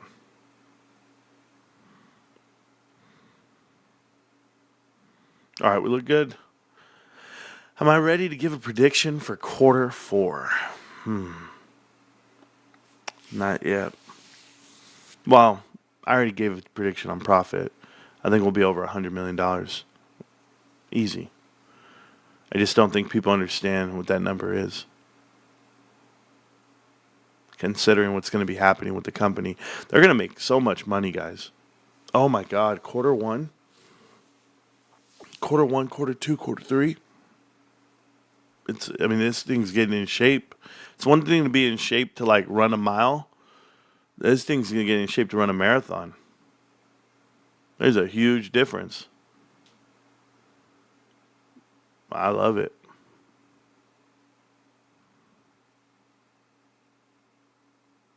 I'm checking out some other stuff here. Look at this.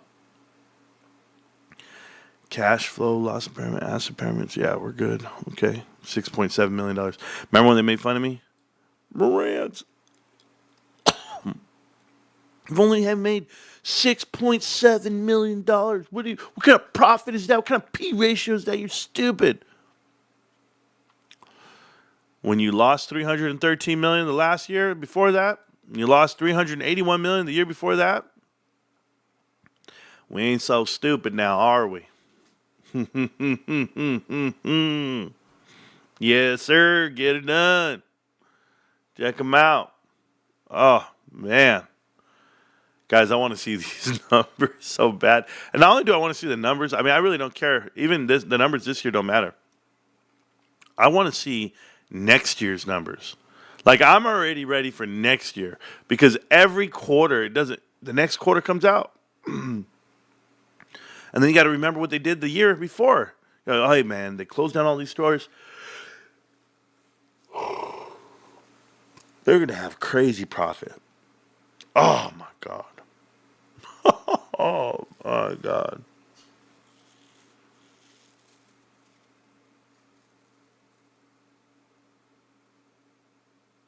What the hell? What am I reading? We are currently evaluating our methodology of assumptions based on developments of redemption patterns, retail price per point redeemed, and other factors.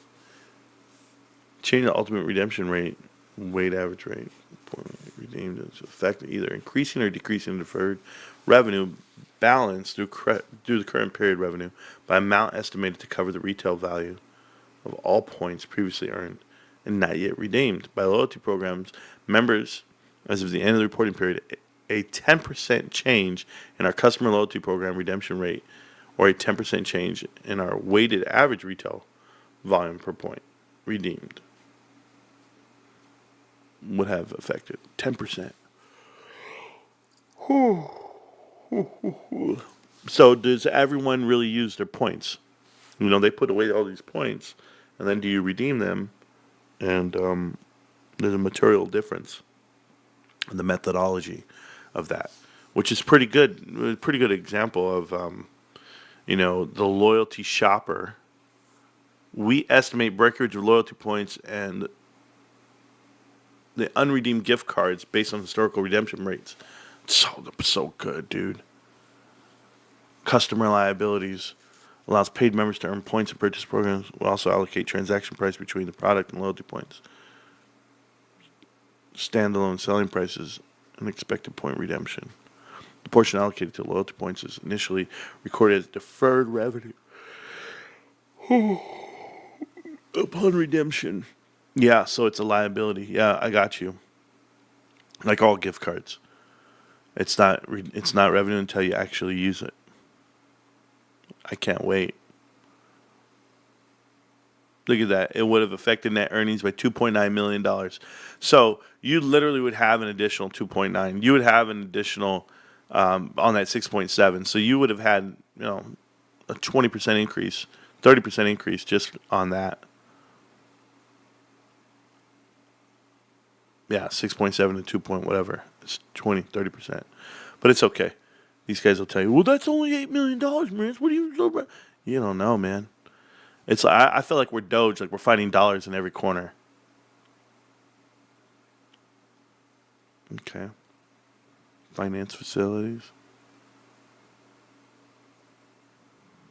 We have $101 million remaining for the repurchasing authorization. That won't give you much. 101 million. That's not a lot. I know it is to you guys, but it's not to us. That means we could buy back 3.7 million shares, almost 1% of the float. But that'd be cool. Oh God, man! I don't mean to yawn and get tired on you guys. I'm just going through it. Cash flow, redemption, we're okay. Man, I can't wait.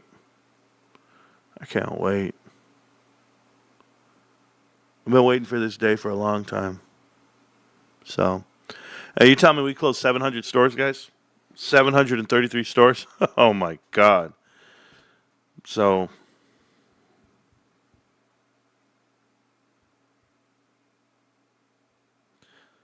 that would be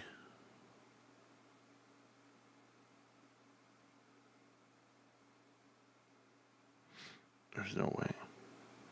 Be what, 20%?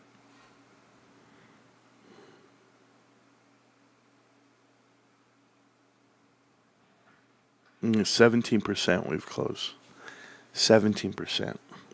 We have a drop off of like 22% in revenue so we closed 17% of stores, right guys? Just so that we're clear. 17%.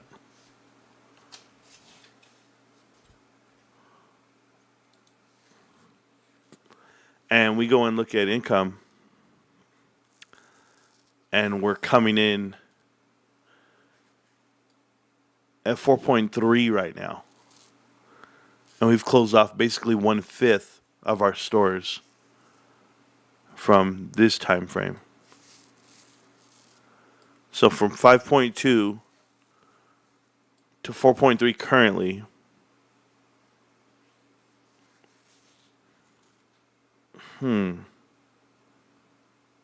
We're coming at 4. Even if we came in at 4, like you'd have to lose over $1 billion, and you would still be flat. But then we talk about cost of revenue. Cost of revenue comes down, right? So even though we're $900 million less, we're $800 million less here. Gross profit came down. This is going to go up massive. Gross profit, guys, listen to me. Listen to me if you want to listen. Gross profit's going to go up massive. Your operating income right now is 7.1. On that, no, what's this? Trailing 12? Don't do the quarter, do the year. Do the year. Yeah, so we're here. Look at that. To go from negative 380, 260, and we're positive, but we're going to go even higher. Oh, it's going to be glorious. Because look at this, the interest alone. Interest that we made this year is putting us in a whole nother bracket. And it's 63 because of the taxes. But we're going to be okay. We're going to be in really good shape.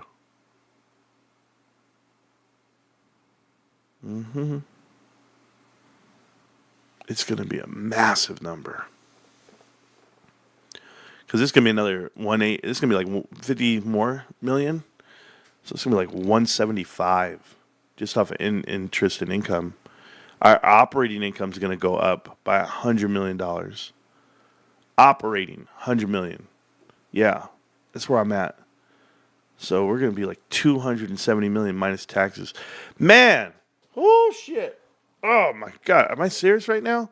Hold on, I got to see this right. I got to go to quarterly, and I got to go here, and I got to look at like what we did during the quarter 4 was $100 million. So we actually made $100 million operationally last year.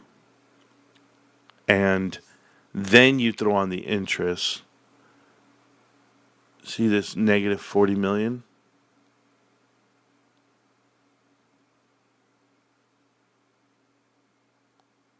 Other non-operating income represents income loss from operations that did not fit into one or more of the common category. So we lost $40 million there. Didn't fit in the common category. Okay. Well, guess what? We haven't lost anything since. And we were gaining, but we haven't lost anything since. So we're not going to lose this $40 million this year. We're not. So we're going to come in excluding usual items. Okay. EBT excluding usual items is a pre-tax income before excluding you. Okay. So we had $75 million. Then we minus that. Asset write down. Oh, we already did that. Good. We did that last quarter. Okay, wow, they positioned it for quarter 4, guys. They did it for quarter 4. GameStop did that. Oh, my God, that's what they did. So, let me see. Yeah, so once a year, basically, is what they've been doing. See these asset write-downs? So the asset write-down they had, like in 2023, they wrote it down on purpose. Over here, they wrote it down in quarter 4, and they hid $4 million in there. Look at what they did. They did $8 million just right now, the quarter 3. They don't want it in quarter 4. They want quarter 4 to have like this huge bam. Oh my God. Oh my God. And all that happened here was you got taxed out $35 million quarter 1. So we're going to find that money back again. We had other non-operating income right here. We lost $40 million last year during this time frame, $40 million in quarter 4. Last year. So when you had $100 million of profit and you lost 40, it comes out to only 63. So you had $63 million, right? So we had $100 million, we lost 40, $63 million ended up being our net income for that period. But we're not going to lose 40 this quarter now, Okay, we already got rid of all these expenses, so we're not going to lose 40. We're going to gain 40. We're not going to just make $100 million. We're going to make more because our operating income is higher because of margins, right? And I'll show you that. It's right here. Our gross margin, just so that we're clear, quarter 4 was 23%. That was 3% lower than quarter 3. Well, guess what? We've been 20, so we've been consistent, by the way. And they were consistent the previous year. They were consistent here. 23, 26, 26, down 3%, right? But then when you look here, you saw quarter 1 was 3% increase from 23 to 26. Well, guess what? 4% increase from 20, well, would you call it 3? It's fine. From quarter 1 to quarter 2. You had 23, 27 to 31. Flat at 30, right? Well, go over here, and you're going to see it's always the same. That was a crazy increase from quarter 4 because it was terrible. But we're at 21 point, whatever, 3% higher the next quarter. It held, and then back down 2%, right? So if you're coming here, and you're going quarter 1, and then you go 3% higher, held, down 3%, right? Okay, cool. Now we're 4% higher, which is fine, but 3% higher, 2 quarters in a row, and it will become down 3%. So probably about 26% quarter 4. We're going to be down 26%. But 26% versus 23, massive difference. So when you look at it for operating standpoint, we are not only going to have $60 million at 23%, we're actually going to add the other 40 because we're not going to lose the 40. We're going to have $100 million, and that's at 23%. We're at 26%. Three more percents high, right? 300 more basis points. And when you get 3 more percent, just to give you an example, you sell, I know it's 1.8, but let's just say it's 1.5 right now. I don't even care. I don't even care if it's just 1.5. 1.5, every percent is $15 million. So you're going to have an additional $45 million. So let's just say they're going to have operating income of $150 million. Yes. Because of profit margins. So you're going to have 150 plus you're not going to lose the 40. We could even call it flat at 100. It wouldn't matter. You're going to get an additional 40 on top of it. You're going to get 150 plus the 40. You're going to get like $200 million operating income. Oh, at the bottom line down here. Oh, man, it's going to be here. So it's going to be $150 million. That's what you're going to have. 150. Then we're going to throw on interest. We're going to throw on interest because we have this income tax not hitting us. We're going to have, we got rid of all the charges here. Oh, I love it. Okay, so we're going to have interest too. We're going to have this interest. So we're going to have 50 interest plus $100 million, right? Because look, they only had 15 last year. Imagine if they had the 50 more. They would have $45 million more dollars. If they had $35 million more dollars, if you put 35 onto the 63, you'd have almost $100 million worth of profit for the quarter. But you're going into the year where we were battling. You were battling right here in the income, right? You were battling these quarters.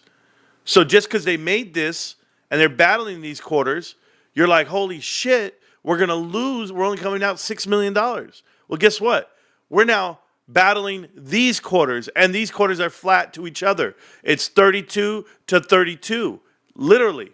So you're battling each other. We're at 0 right now. So the $150 million that we're about to hit the bottom line is actually going to go right into our pockets. It's going to be $150 million of profit. Oh my God, guys. $150 million. $150 million. I know it doesn't sound like a lot to people. It's massive improvements from when, the days of what we were doing. We were only doing $6 million profit. I mean, I just showed you. Go look at the annual right here. We're going to look at $150 million worth of profit. And no one's going to give you credit for that because this is what we were dealing with. 330, 381. And we're at 150 million positive. Ryan Cohen just did a $500 million swing. People have to know. You have to know. And then it's going to get It's going to get good. It's going to get greasy. It's going to look amazing because they're going to cut out 700 stores for the whole year. All those expenses, all that, and then it's just profit. There's so much profit. They could probably squeeze out another $100 million. And then, the other part about that, okay, because we haven't had $4 billion the whole time, right? $5 billion worth of cash. I want you to look at this really quick. We go to income, and then you're going to go to the quarterly, and you're going to have quarters now like this, where they're going to make $50 million in interest. Okay. What did they do last year? This past year, they were only making 14.39. So you'll find another 15 million. You'll find another 40 million every quarter. So compared to last year. So now for the whole year, it was just 150 million, right? Profit, but you're going to find another 40 million. I already see it right here. 15 plus 35. You're going to find another 50 million. So now you're at 200 million already for next year.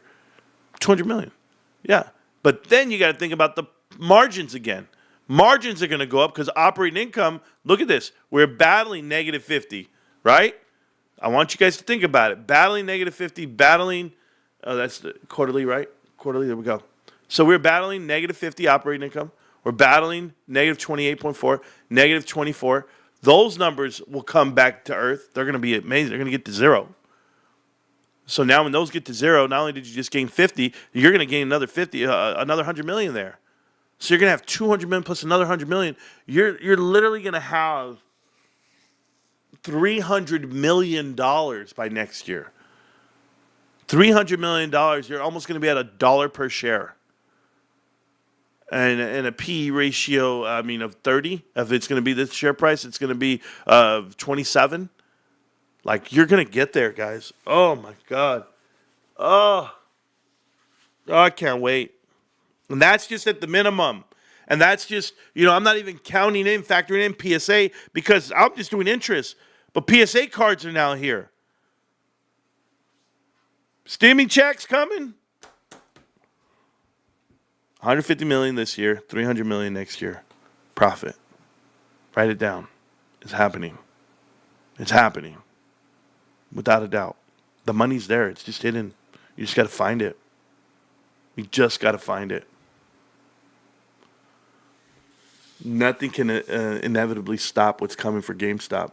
New all-time highs on the stock were inevitable. What's in the box? Pandora's box. It's about to explode open. And there's nothing that they can do to hide it. GME Holdings is where it's infinity. Yep. The stores are selling a lot more cards, and they're getting graded. Can't stop Pokemon in stock. Yeah. Can't keep Pokemon in stock. I do know. They're going to be so effing rich. Yes, we are. Not to quote anyone, these idiots out here. Afternoon, Marantz and crew, thank you. Operating income has improved tremendously. Oh, it's going to be awesome. Somebody here says, know thyself. Know thyself. What's up? Did you say Palantir? Is that what you said? Know thyself? Oh, cool, bro. Awesome. First time here? Last time here. 400% surprise incoming. Yeah. Analysts don't know what they're talking about. Hi, Marantz. Not sure if you answered this, but what do you think about Ryan Cohen investing into crypto? I think it's possible. I don't think it's a smart move for like what we're doing, but the risk is not necessarily a bad thing. I just don't know. I'm not the investor of that money and what the risk is. It's not my responsibility to do it. But if he had conversations with Michael Saylor, that's fine. Yeah, I'm not against it. It's different. I won't invest in it. I won't invest in crypto at all. But if GameStop does, it's a catch-22. Okay, for all you guys out there that don't know, institutions own GameStop, and institutions own cryptocurrency. Financial institutions own Bitcoin to the tune of like 96%. They own everything. What you guys see and what you guys want to buy, it's fine. They already bought it. They bought it in 2017, 2019. These wallets don't change. They still have it. They're holding value because it's used as collateral. In the world of investing, clearing corporations they're allowing these institutions to hold cryptocurrency and hold it as collateral to their short, to their long, whatever they're doing. That's fine. They want to manipulate the number. They want to make it bigger and larger, and everyone wants to talk about the scarcity of it. I don't need Ryan Cohen to buy it. I don't need him to get into it. Like I said, I'd rather invest in the things that are not established, things that are not at the top of the market. There's cryptocurrency called Tether, which is supposed to be backing the U.S. dollar, the peg. But I don't know everything about cryptocurrency like I do about retail like this, retail stores. I don't want to say I know everything, but I know a lot. enough. I know enough to know that GameStop's a $500 million company for profit with zero debt. But if they show you the scale and they show you how they can expand and grow and reset the bar, reset everything, then you can have the expansion to Canada, you can have the expansion to Europe, but you can do it on your own terms. And you don't have to have those same contracts, and it'll be your own distribution, it'll be your own logistics, it'll be your own final delivery. So we just don't know where the company's going. I just know that it's cleaning its act up, and it's had to rebuild its whole image, and it's had to embrace the change. You know, we used to say embrace the suck, and we say it because it sucks. It sucks trying to get in shape. It sucks working out in the heat. And, you know, your body hurts, you hurt, and you try to remind yourself, you know, that it's harder than people think, because they would look at you and be like, "Oh, wow, you're in shape." And you'd be like, "You have no idea what I do to stay in shape," you know, compared to the next guy. But that's what GameStop's doing. GameStop's doing the hard work, and it looks like an amazing breakout's about to happen. I showed you a chart. I showed you that Alibaba chart. I had called the movement of that stock when it was at $75. I said this thing's going to break out. It's worth every penny. I drew these lines over here. I never let them go, these red lines. And sure enough, you saw the triangle happening. Like I tell people, there's these patterns. You see them, and when you see them, you know. So broke down all the way to the bottom support at 56. We saw it fight back up. Saw it hit a double top. I said, okay, well now what are we going to do? We're going to have this downward trending channel. This is the top of the Dorito pushing down, but the support found itself down here in January of this year. Once January hit, we didn't know where the bottom was. But once it hit, I know that I was telling everybody, this is not worth $70 right around here. But once it hit, boom, it was ready to go back. And I'm talking about last year, January, not this year. So once it hit the bottom, I said, okay, we're there. We're at 66, 65, 70. Nothing should be down here. Not based off of the actual numbers that they have, you know, cash on hand and sales and everything they do. So I was pretty confident with calling it out, and it happened. From April to now, it's absolutely out of this world. And it even touched down to the 50-day right here. So touching down on 50-day, coming back up, you're going to see a golden cross. You're going to see this 50-day break off of the 200. You'll have true support.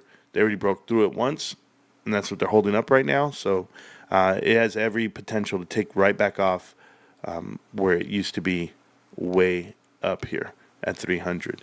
It has that. You'll see the next resistance at around 190, and it should break through. But, you know, what do I know? I'm just a dude that owns stock, and I like the company.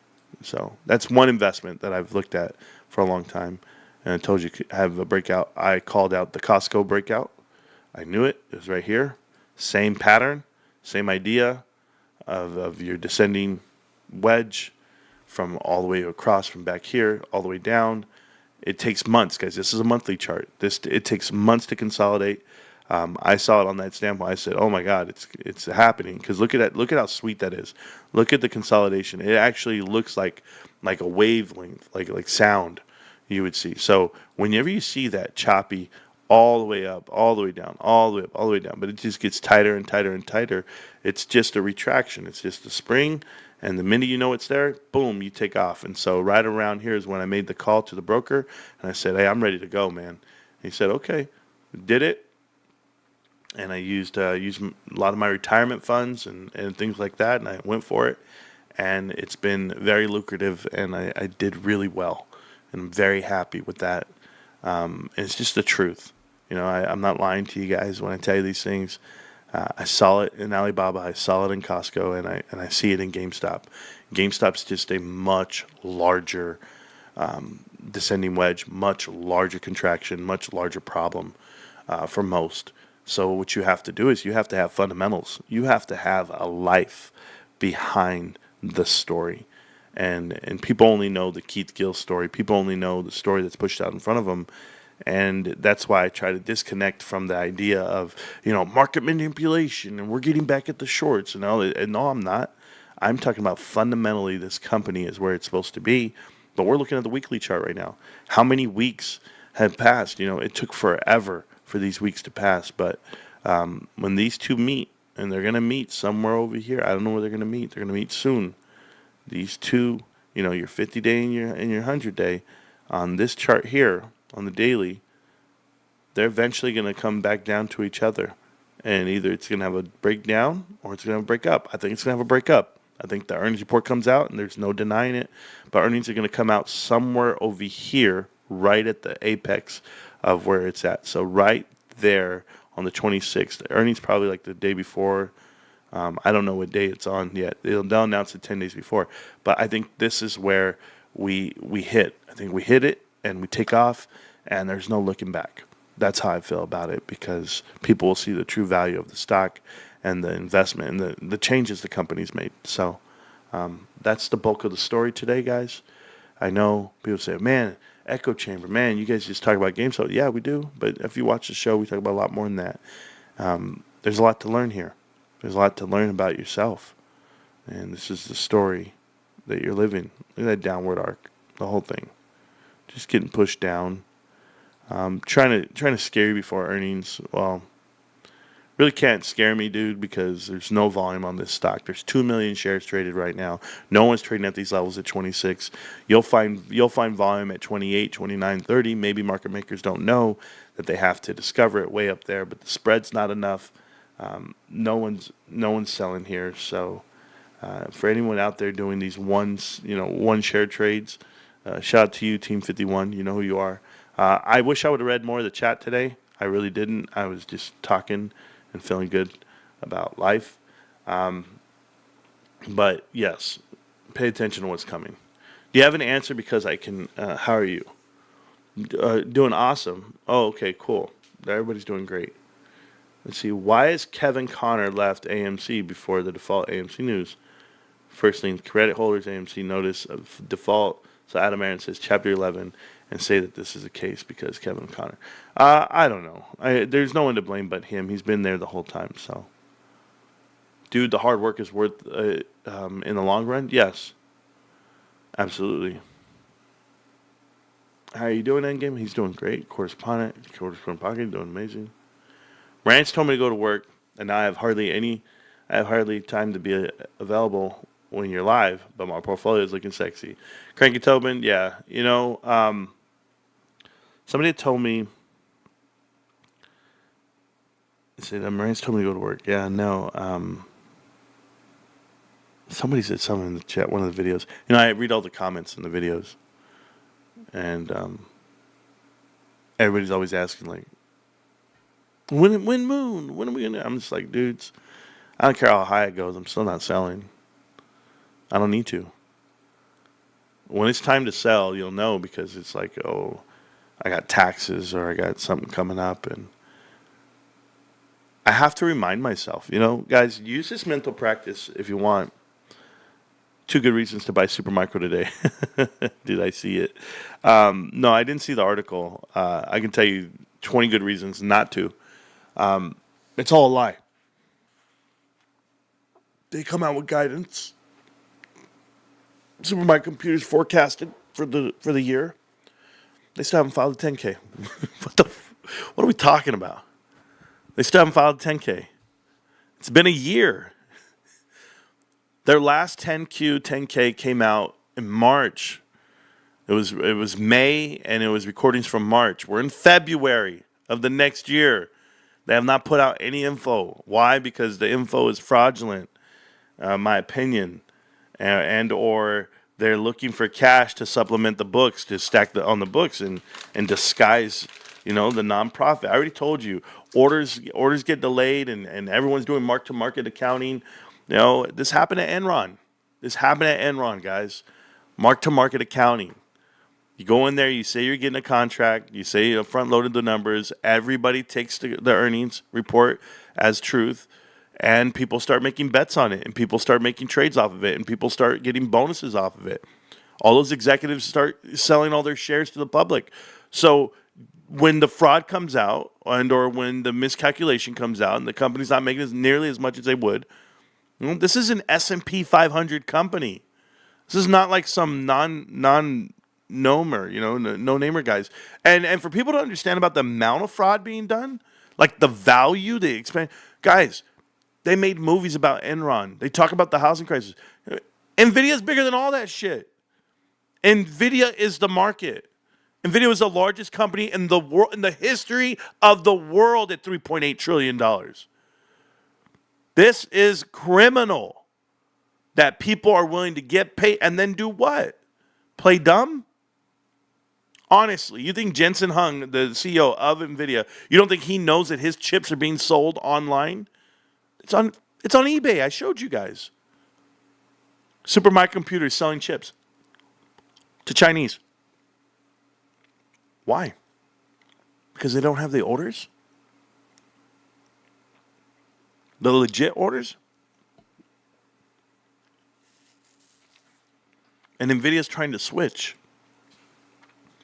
NVIDIA's doing most of their business with Dell and Oracle for the data centers. Go ahead, go play catch up. Hewlett Packard, go do that. No.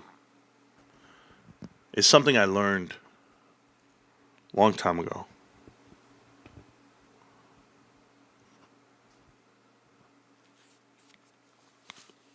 So,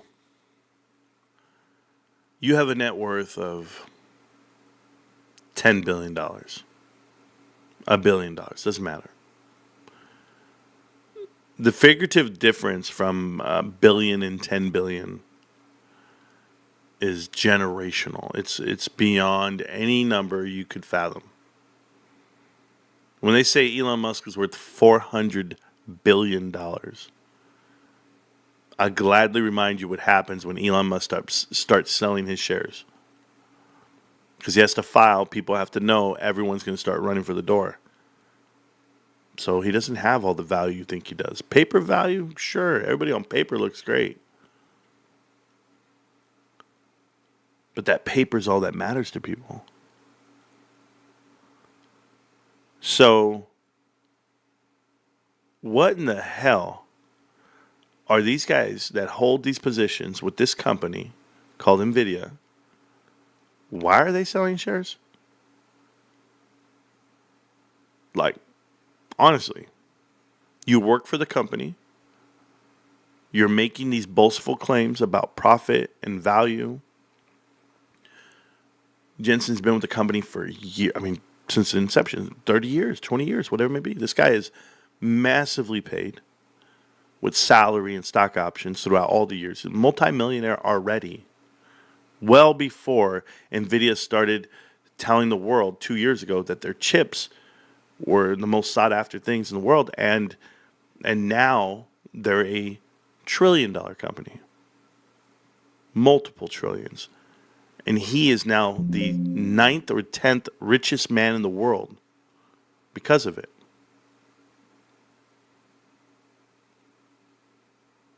He's selling shares. Why?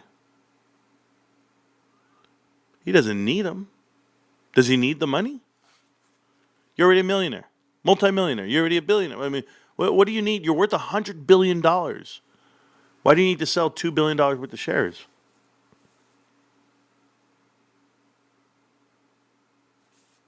I'd ask it a different way. Zuckerberg selling shares. $2 billion worth, whatever, maybe a whole bunch of shares, right?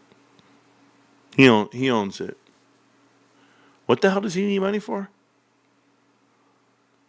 You see, Elon Musk is worth $400 billion. He's not selling anything. Nope. He did a transfer for Twitter.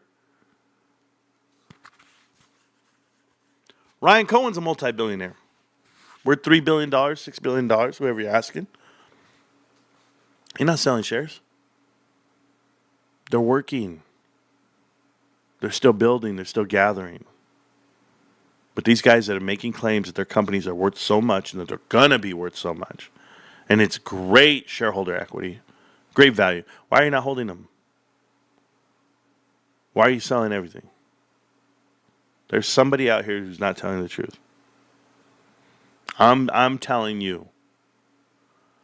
I know people that have FedEx shares since the 1970s. I know people that have company shares of their companies that they work for the last 40 years. They don't sell any of them. The value just keeps going. They don't care because they have a salary, they have a bonus structure, they already have value for their life. Now you tell me I got to cash out on this? I can't. Where's the value? Can I hand it off to my kids? Let them have it if it's so great.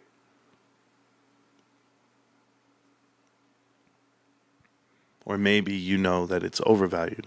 Or maybe you know that you shouldn't have it. Like yeah, Adam Aaron. Adam Aaron's my point for all of this, guys. Adam Aaron believes in his company so much that he won't buy a single share at 30 cents, 40 cents. He made hundreds of millions. I mean, this guy made, how much, $100 million? Easy so far at AMC? Like, the guy was a multimillionaire before he got there. Did you see his son's wedding? By the way, he gifted his sons, plural, what was it, $30 million worth of shares, $25 million worth of shares apiece? I don't even know what it was. 500 million shares? 500,000 shares? 500,000 shares, I think, something, whatever. Hey, it's packed, dude. I'm not going to sell what you guys can sell. You guys sell, and I'll just act like I'm going to hold forever. But you sell it. Here you go. Don't have to give them anything, I guess. But, inheritance is there. This is a scam on people, and they lost a lot of money doing it. But the one thing that's for certain and true in this world is GameStop. GameStop is the best investment you will ever make. And I will stick to that. And I'm going to, because I have the numbers to prove it. Get ready for $150 million worth of profit, guys. Get ready for $300 million in a year from now after that. So it looks good. It looks really good for GameStop. And like I said, I'm not even factoring in PSA. I'm just talking fundamentals from last year to this year. When I find out what the PSA connection is worth, and when I find out how much money they're making off those services and cards, it's going to be a fun read. It really is. Appreciate you guys so much, guys. I'm going to get up out of here. I have one life to live. But thank you guys for the 2 hours this morning. I know we talk about it. We get it right. We get our head right. We get our mind right. And this life is a grind. And we'll just keep doing it. Nate Sr. says, okay, Nate, welcome to the chat. Welcome to the channel. Enjoy it. You'll never see me again. Just like your 51 shares in Fidelity. Oh, thank you so much for that. I had no idea. How's SMCI up almost $10 today? Let me make that proclamation real quick. I think they're pumping SMCI. I think SMCI is going to come crashing down. I think that once you find out their 10K is not filed and they're non-NASDAQ compliant, whatever they end up putting out, it does not matter. They only have about 6 more days to do it. And if they don't get it out, they're in big trouble. They're going to file for another extension. They're a fake and a phony and a fraud. That I've already heard the CEO twice now talk, and when he talks in public and he talks, he can't sell me. He can't sell me your bullshit. And I'm telling you now, I think it's a damn crime what Super Microcomputers is doing, and that's where I'm going to be. I got a homie, old non-vet. He had A&T shares. His aunt passed down when it was Mob Bell, there you go. When they announced that they were cutting the dividend, I told him, and GME, I need to check in on him. Oh, go handle it. Go handle it, bro. Over $500 million swing in 5 years.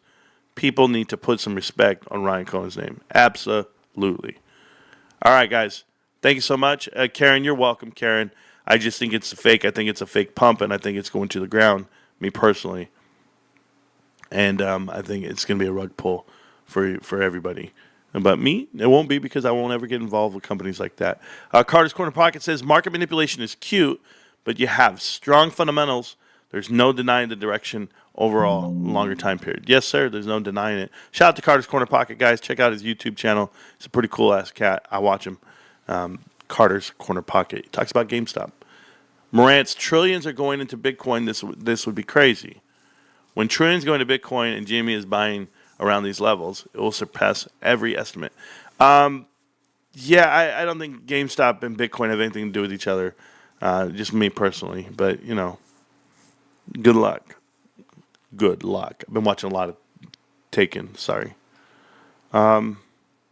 Yeah, guys, like I said, GameStop closing 733 stores this year is phenomenal. If that's the real total in tally, I'm just gonna be so excited about it, and we'll see where we end up after that. Love what you do, brother. Yeah, I love what you do. Kid Caribou, you're here. What's up, kid? Blessings to you, Mind Games. Appreciate you as well. As long as you don't shred on me like that, Almo. Yo, bro, I had enough Almo. If you guys see Almo in the streets, let him know. All right?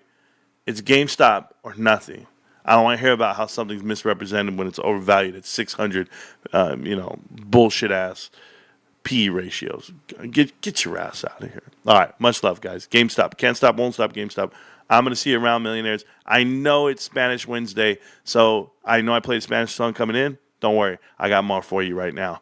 Peace. If you don't know, I'll just stop it right there. But really quick. So somebody says, where do I show all my shares? There you go. I got 51 shares. $25,000 worth of shares. I'm okay. You good? Okay, cool, bro. Now, here's Evo. Evo, the game sells for $99, right? So the game sells for $99, and they'll give me $38.50 for it. So they'll give me about 1/4, 1/3 of the value, which is fine. I don't mind. I want them to make money. But that game right there is worth $100 if you buy it at GameStop. Everybody looks for that game. It's very rare. So rare that I have it. So I'll be getting $38 for that one. The Looney Tunes basketball is $13. I'm checking out all of them, what they're going to be worth. So don't mind me, guys. That's what I'm doing in the background. I'm typing in games and looking it up. So you can go to the website and you can find out right here, trade values. You go to trade values and you can find out what you're going to get. So you just go to retro gaming, boom, and then you just type in whatever you're looking for, and it goes that way. So, yeah, back to the show. Enjoy. Peace. Or back to you guys, not me.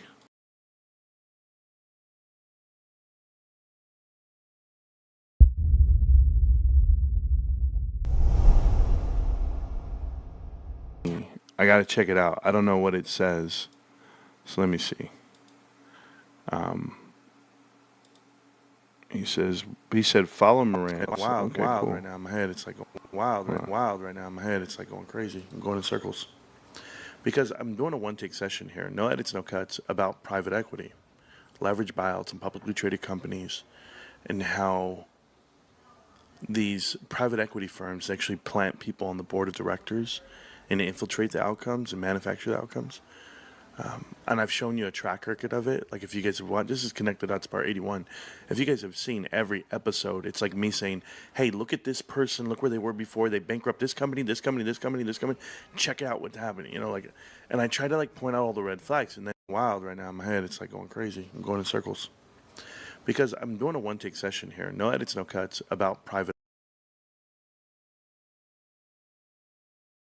That's decent. Old boy clipped my video. That's cool. Congratulations to you. I'll repost that. I did that. Yeah, cool. Thanks, bro. Appreciate the love. You know how it goes. All right, guys. I got to go. Got to take off. By the way, my boy Trump's out here telling Zelensky to stop the bullshit. All right. What do you want, lady? Put your things away. Nobody cares. Trump versus the cartel. Can you do it without it? Now, rooting for the cartels over Trump? They're rooting for a terrorist organization over... Oh, my God. Is it too much? Detroit is flooded and then froze. They flood and then they froze? Damn. Bro, how you going to get out of that? Look at these cars in the ice. Oh, that is terrible. Oh, my God. Hope you got insurance. Now you know why I pay so much for you. Sits down. Who's she sitting down? Why are we doing pub pieces? Karen Bass says she's investigating why she was allowed to go on a trip to Ghana days before the LA fires. Huh? What?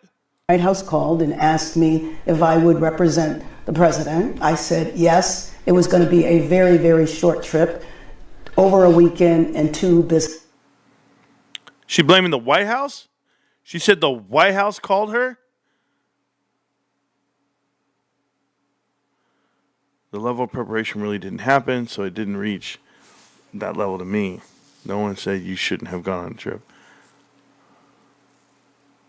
Hold on. I'm going to go to Ghana, which I know you've said was a mistake now. But I just am curious on the thought process behind it. Right. Because we know that there was warnings about the weather before you went, and you still went. What was the thought process behind going to Ghana? So let me just tell you a couple of things. First of all, when the White House called and asked me if I would represent the president, I said yes. It was going to be a very, very short trip, over a weekend and 2 business days. We need to look at everything about the preparation and all of that for the fires, because I think when we evaluate that, we will find that although there were warnings that I frankly wasn't aware of, although there were warnings, I think our preparation wasn't what it typically is, meaning that before there's a major weather event, for example, last week when we knew we were going to get into the rains, you saw us come together and us talk about, get your sandbags, bring the K-rails out. That type of preparation didn't happen. If that had, I will tell you, Alex, I wouldn't have even gone to San Diego, let alone leave the country. But what do you mean there were warnings you weren't aware of? Because I know we were talking about it on the news. A lot of people were talking about the problems, warning that this was going to be a huge deal. So when I talked about it with the fire chief, what she said is that we have warnings of Santa Ana winds a lot, but predicting this, and you saw, from the city, from the county, that level of preparation really didn't happen. So it didn't reach that level to me to say something terrible could happen and maybe you shouldn't have gone on the trip. Why didn't it But to happen? me, I don't know. I mean, I think that that's one of the things we need to look at. So 2 investigations are taking place. One internal to the city, and that's the Fire Commission, because that's mandated by the city charter. So the commission will hire an outside entity to examine everything, the pre-deployment, why were firefighters sent home, all of that should have taken place that didn't. And then also the governor has contracted with the Fire Safety Research Institute, which is a national institute that... Sorry, guys, I got to go. It's time to go. I apologize. I could do this all night. I'm going to go. I got to go research why I'm allowed to go to work and eat Jack in the Box tacos. That's what I'm going to do next. Dumbass Karen Bass. All right, guys, have fun. GameStop, can't stop, won't stop, GameStop. Unbelievable.